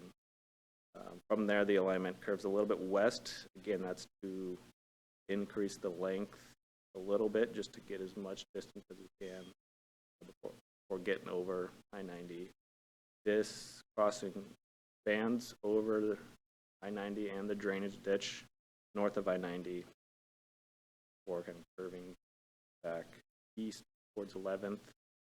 And how it ties into 11th could be different than this. Showing this to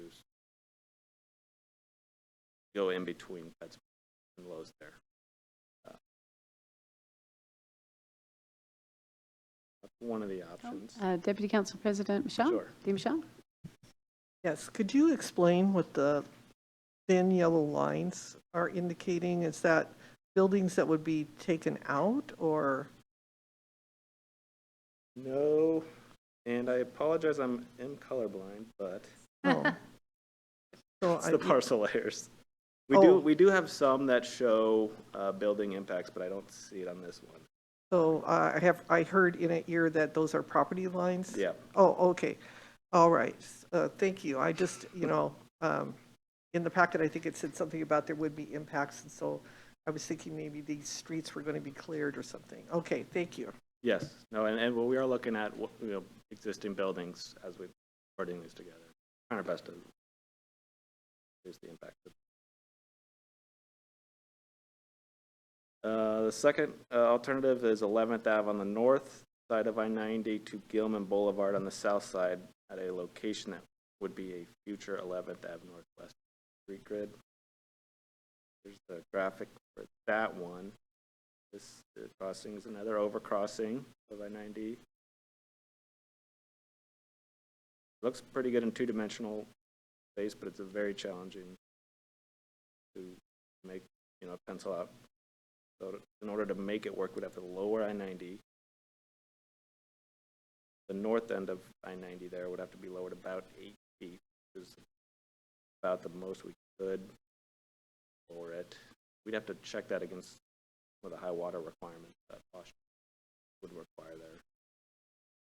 It also requires raising Gilman as much as 18 feet. Would be a big change for the feel and use of Gilman. It looks pretty good in two dimensions. It looks very good in two. Councilmember Joe. Thank you. Does that design, as the road goes south, it looks like it goes into Rite Aid? Is that going to be a future road, or what's the concept there, please? The way I envisioned this one would be, this project would be the Gilman and North, and a future developer, which would have street grid requirements, would tie into that intersection. I think this concept in general would have to be developed somehow hand in hand with the development at that site. Just to make it, integrate well into the community. Great, thanks for that clarification. Appreciate it. Yep. All right, the third conceptual design is 11th Ave Northwest to Newport Way and Maple Street intersection on the south side. Similar alignment to the previous one, however, instead of lowering I-90 and raising Gilman, pretty long structure spans over Gilman Boulevard. Again, it's another overcrossing. Regionally, it has a lot of benefit, but in terms of the local use, it's a much longer span. I think you'd want to tie into Gilman, sort of pedestrian and bicycle structures as well, so you're not trapped on that structure. Sure. Councilmember Joe?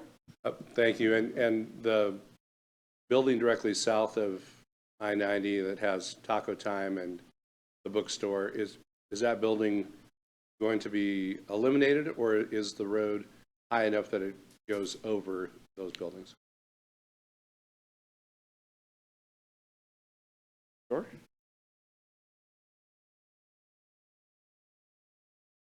think it's too early to talk about property impacts to this degree. It's definitely one of the variables that we need to assess, but we have not gone beyond a conceptual sketch at this time. So a lot of those factors are unknown. These are the kinds of questions that we're going to be posing with the architectural team and engineering team. And we also need to have conversations with property owners. So with some of these designs, we do anticipate there would be some property impacts, and with others, they're minimized. So again, lots of different trade-offs between these possibilities. But for any individual property, it's too early to say. Great, thank you. I was looking at the elevation that was going to be necessary for some of the overpasses, and it just was unclear what alternative would be chosen, but I appreciate the information at this early stage.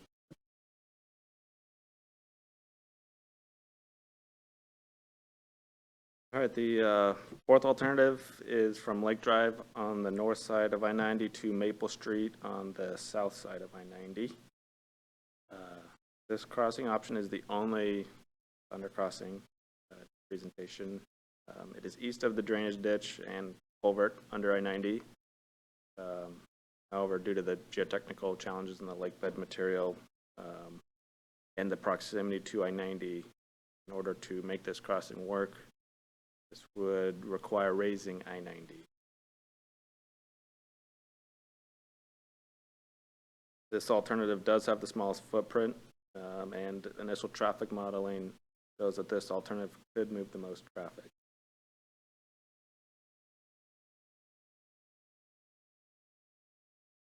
And the last conceptual design is 11th Ave Northwest on the north side of I-90 to Northwest Maple Street, Gilman on the south side.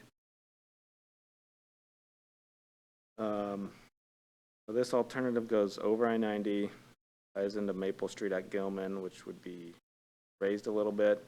Again, this is another longer crossings, so we'd want to consider additional connection points along Gilman and Pickering. We consider it so it doesn't feel like such a long crossing for heads and bikes.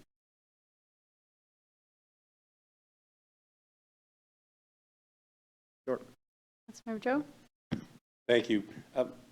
I was wondering if there was any discussion with the group whether or not a combination of 4 and 5 would be possible, in the sense that in 5 you have the road that goes off to my left as you're looking at it through the parking lot where Barnes & Noble used to be.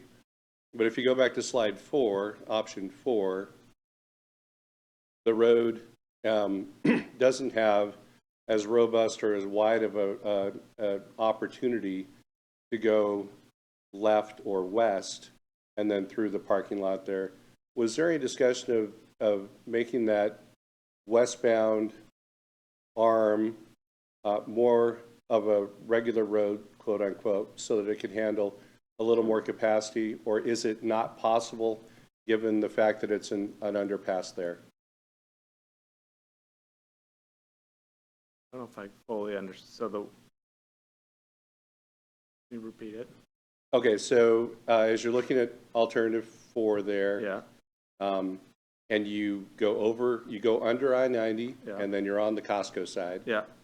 If you go left, the road that goes left is not as wide and doesn't have the same capacity as a road in option 5. I was just wondering if there was a discussion of making the road in option 4 more like option 5 and have better capacity, or was it impossible to do because it's an underpass, or was there some other limitation with that design?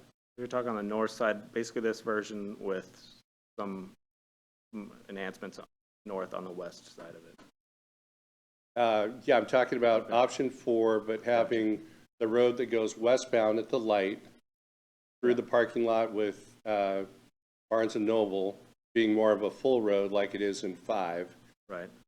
Whether that was something that was possible, or were there some restrictions that didn't make it possible because it's an underpass, or does that give us a little more capacity there, or is it just not cost benefit, the outcome there is not beneficial from a cost benefit analysis, or whether or not that was discussed at all? I'm just curious.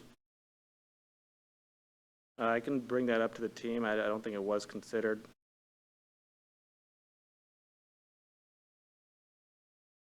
Oh, John, did you turn your camera on because you would like to throw some information on the table for council? Yes, I would.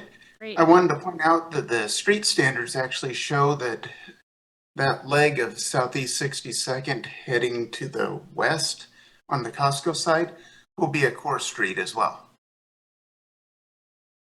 So improve. Fantastic. Thank you. I Thank appreciate you, John. Yeah, and we've so far been focused on the crossing itself and not, the additional 60 seconds. We're just looking at getting over under I-90, so we can look into that and how that ties into it better.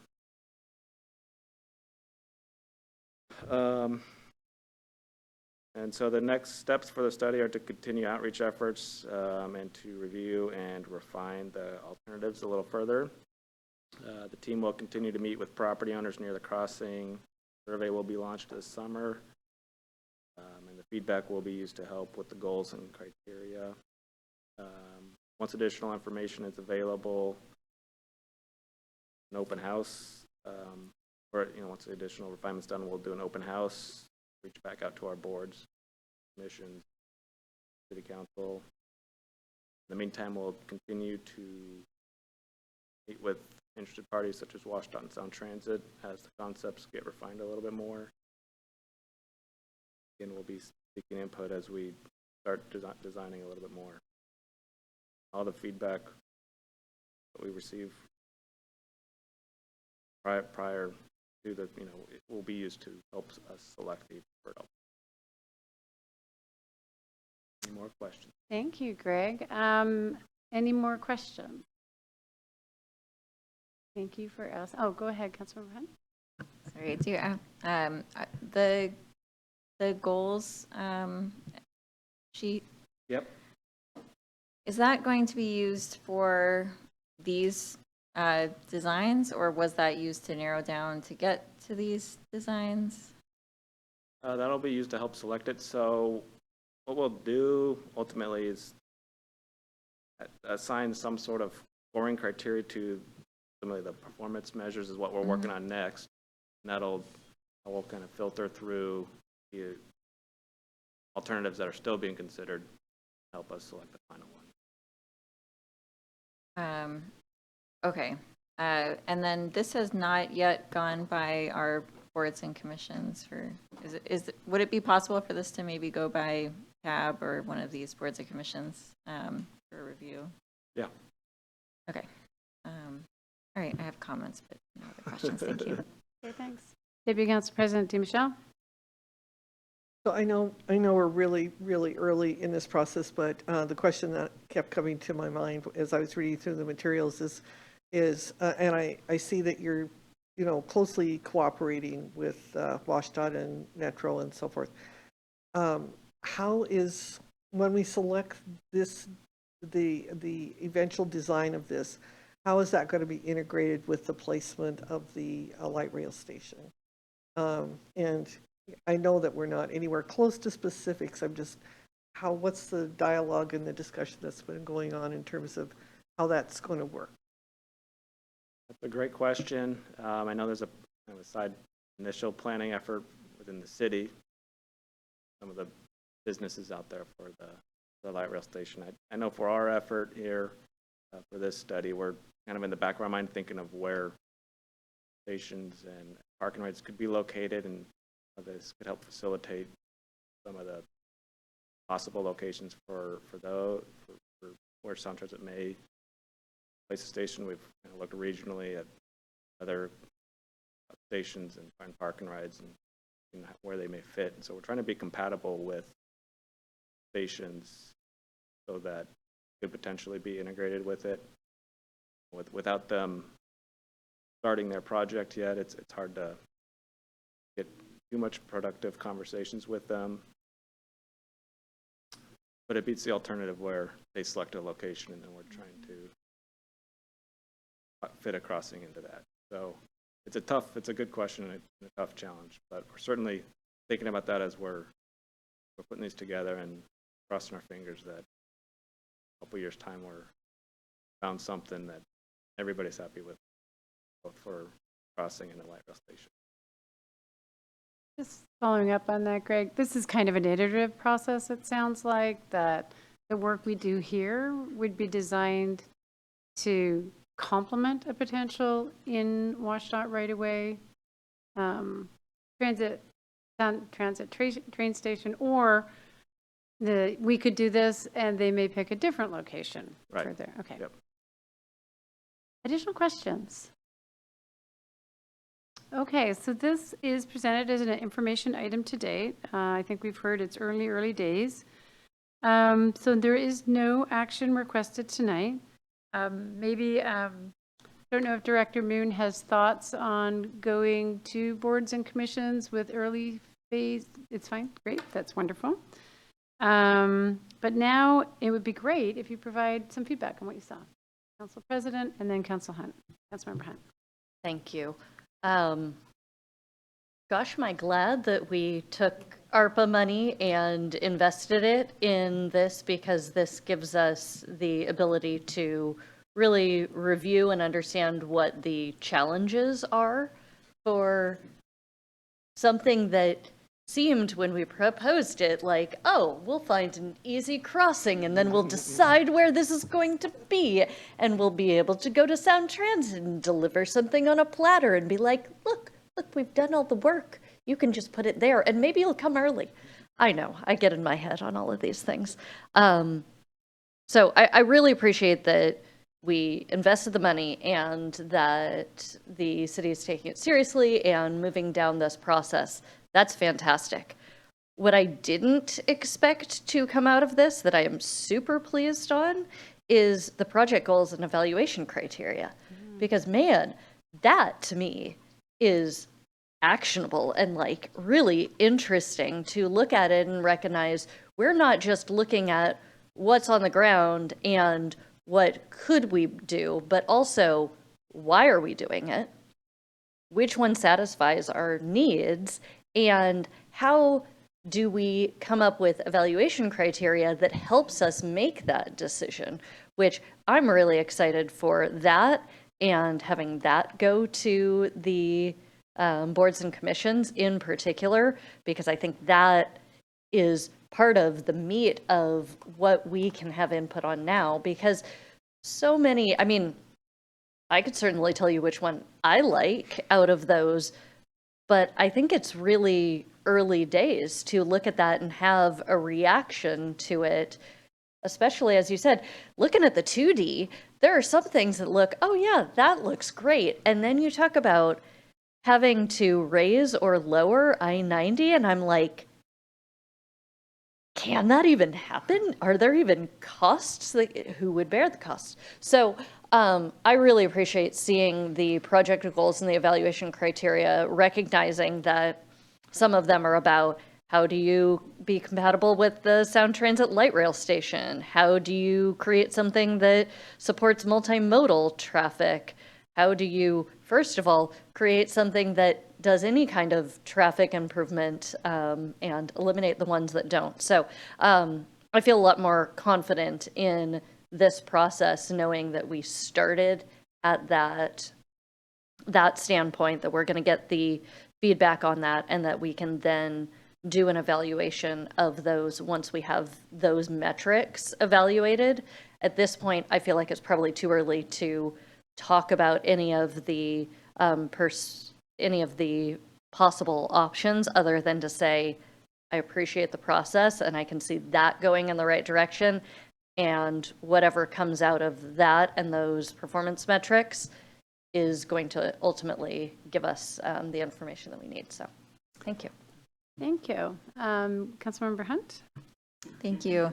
I think that the goals and evaluations criteria could be a really useful way to engage the community on what could otherwise be a really technical, set of designs for these different really large infrastructure projects. And thinking back to when we worked on the Title 18 code, we had a goals and outcomes. And in that case, which is maybe something to consider, we had a goals and then we had a outcomes, like desired outcome. The performance measure, I like the concept of having these goals and evaluation criteria, because I do think it will help community members see what we're trying to do and weigh in and, value, potentially, are we missing something that you would like to see as we're considering? So I think it's a really useful tool for that. Where I was thinking through how we would implement it, some of these performance measures, like there's a ease of use evaluation criteria, which of course I think is super important, but then the performance measure is profile grades. I wouldn't know, what we're trying to do with that. So there are some that are really, really clear, I think, how we would get the outcome, but I think maybe framing it less as the metric, but more as the desired outcome could help and make it just that much more accessible to the community. And then, you know, sort of similarly, there are some, there's one that I think maybe needs its own section, which is minimizing impact to existing businesses and structures. Right now, that's actually in with the goal about having something that's constructible and eligible for target funding. But in our conversation just now, it came up several times. What are the businesses that are going to be impacted, and how do we make sure that we're reducing the impacts to existing businesses as we're thinking about this forward-looking project. So that one I think maybe needs its own section, and is something that the community could weigh in on. But yeah, I do overall really like the design, the way that this is headed, and I think maybe if we or maybe if the commissions were able to weigh in, or if you were able to weigh in and make it more outcome focused, that could be just that much more able for the community to wrap their arms around it and then participate in the process. Councilmember Hunt, can I just ask you a quick question? So we've been talking a lot about the businesses that are there, but many of the properties that are retail have future plans. And I think you are also trying to get at the fact that it might not just be looking at what is there today and whether or not it's impacted, but how well it aligns with what that property owner's future vision was, because they're going to change. Yeah. So right now there is this evaluation criteria. It's not a goal, but there's an evaluation criteria minimizes impacts to existing businesses and structures, and then the performance metric was minimizes impact on existing businesses and buildings, least number of buildings demolished, businesses relocated. Yeah. I think it's maybe not that, maybe there's more to it than that, and maybe the community could, or our boards and commissions, our volunteer boards and commissions could maybe help us tease that apart a little bit more. And I think there's a goal, there's potentially a goal around there too, not just a metric. Thanks. Councilmember Joe? First, I'd like to thank the administration for taking the $1 million ARPA fund and putting it to good use to try to solve some of our transportation issues, both locally and regionally. I think that looking at these alternatives, they all open up the imagination a little bit to what could be in Issaquah and how we can improve the mobility and whether or not we're ranking walking and biking or regional traffic or local circulation along the way is going to be something that will be very interesting to see. I really appreciated, Greg, you commenting on some of the alternatives, saying this one would really help regional traffic, or this one would really be a design that is more practical. I appreciate that input along the way. I think one thing that I would suggest as we're going through this process is we have the heights in the materials, and I don't think people have a solid concept of how big these projects are going to be. And you pointed out we don't want it to be an eyesore, but we also want to make sure that people understand what is going to be going in on those places. So, if we could make clear that here's the height and here's a 6-foot person, or here's, your normal garbage truck, whatever, might be a standard, and they can see how much height is going to be necessary and the reason why you have those long lengths to some of those projects.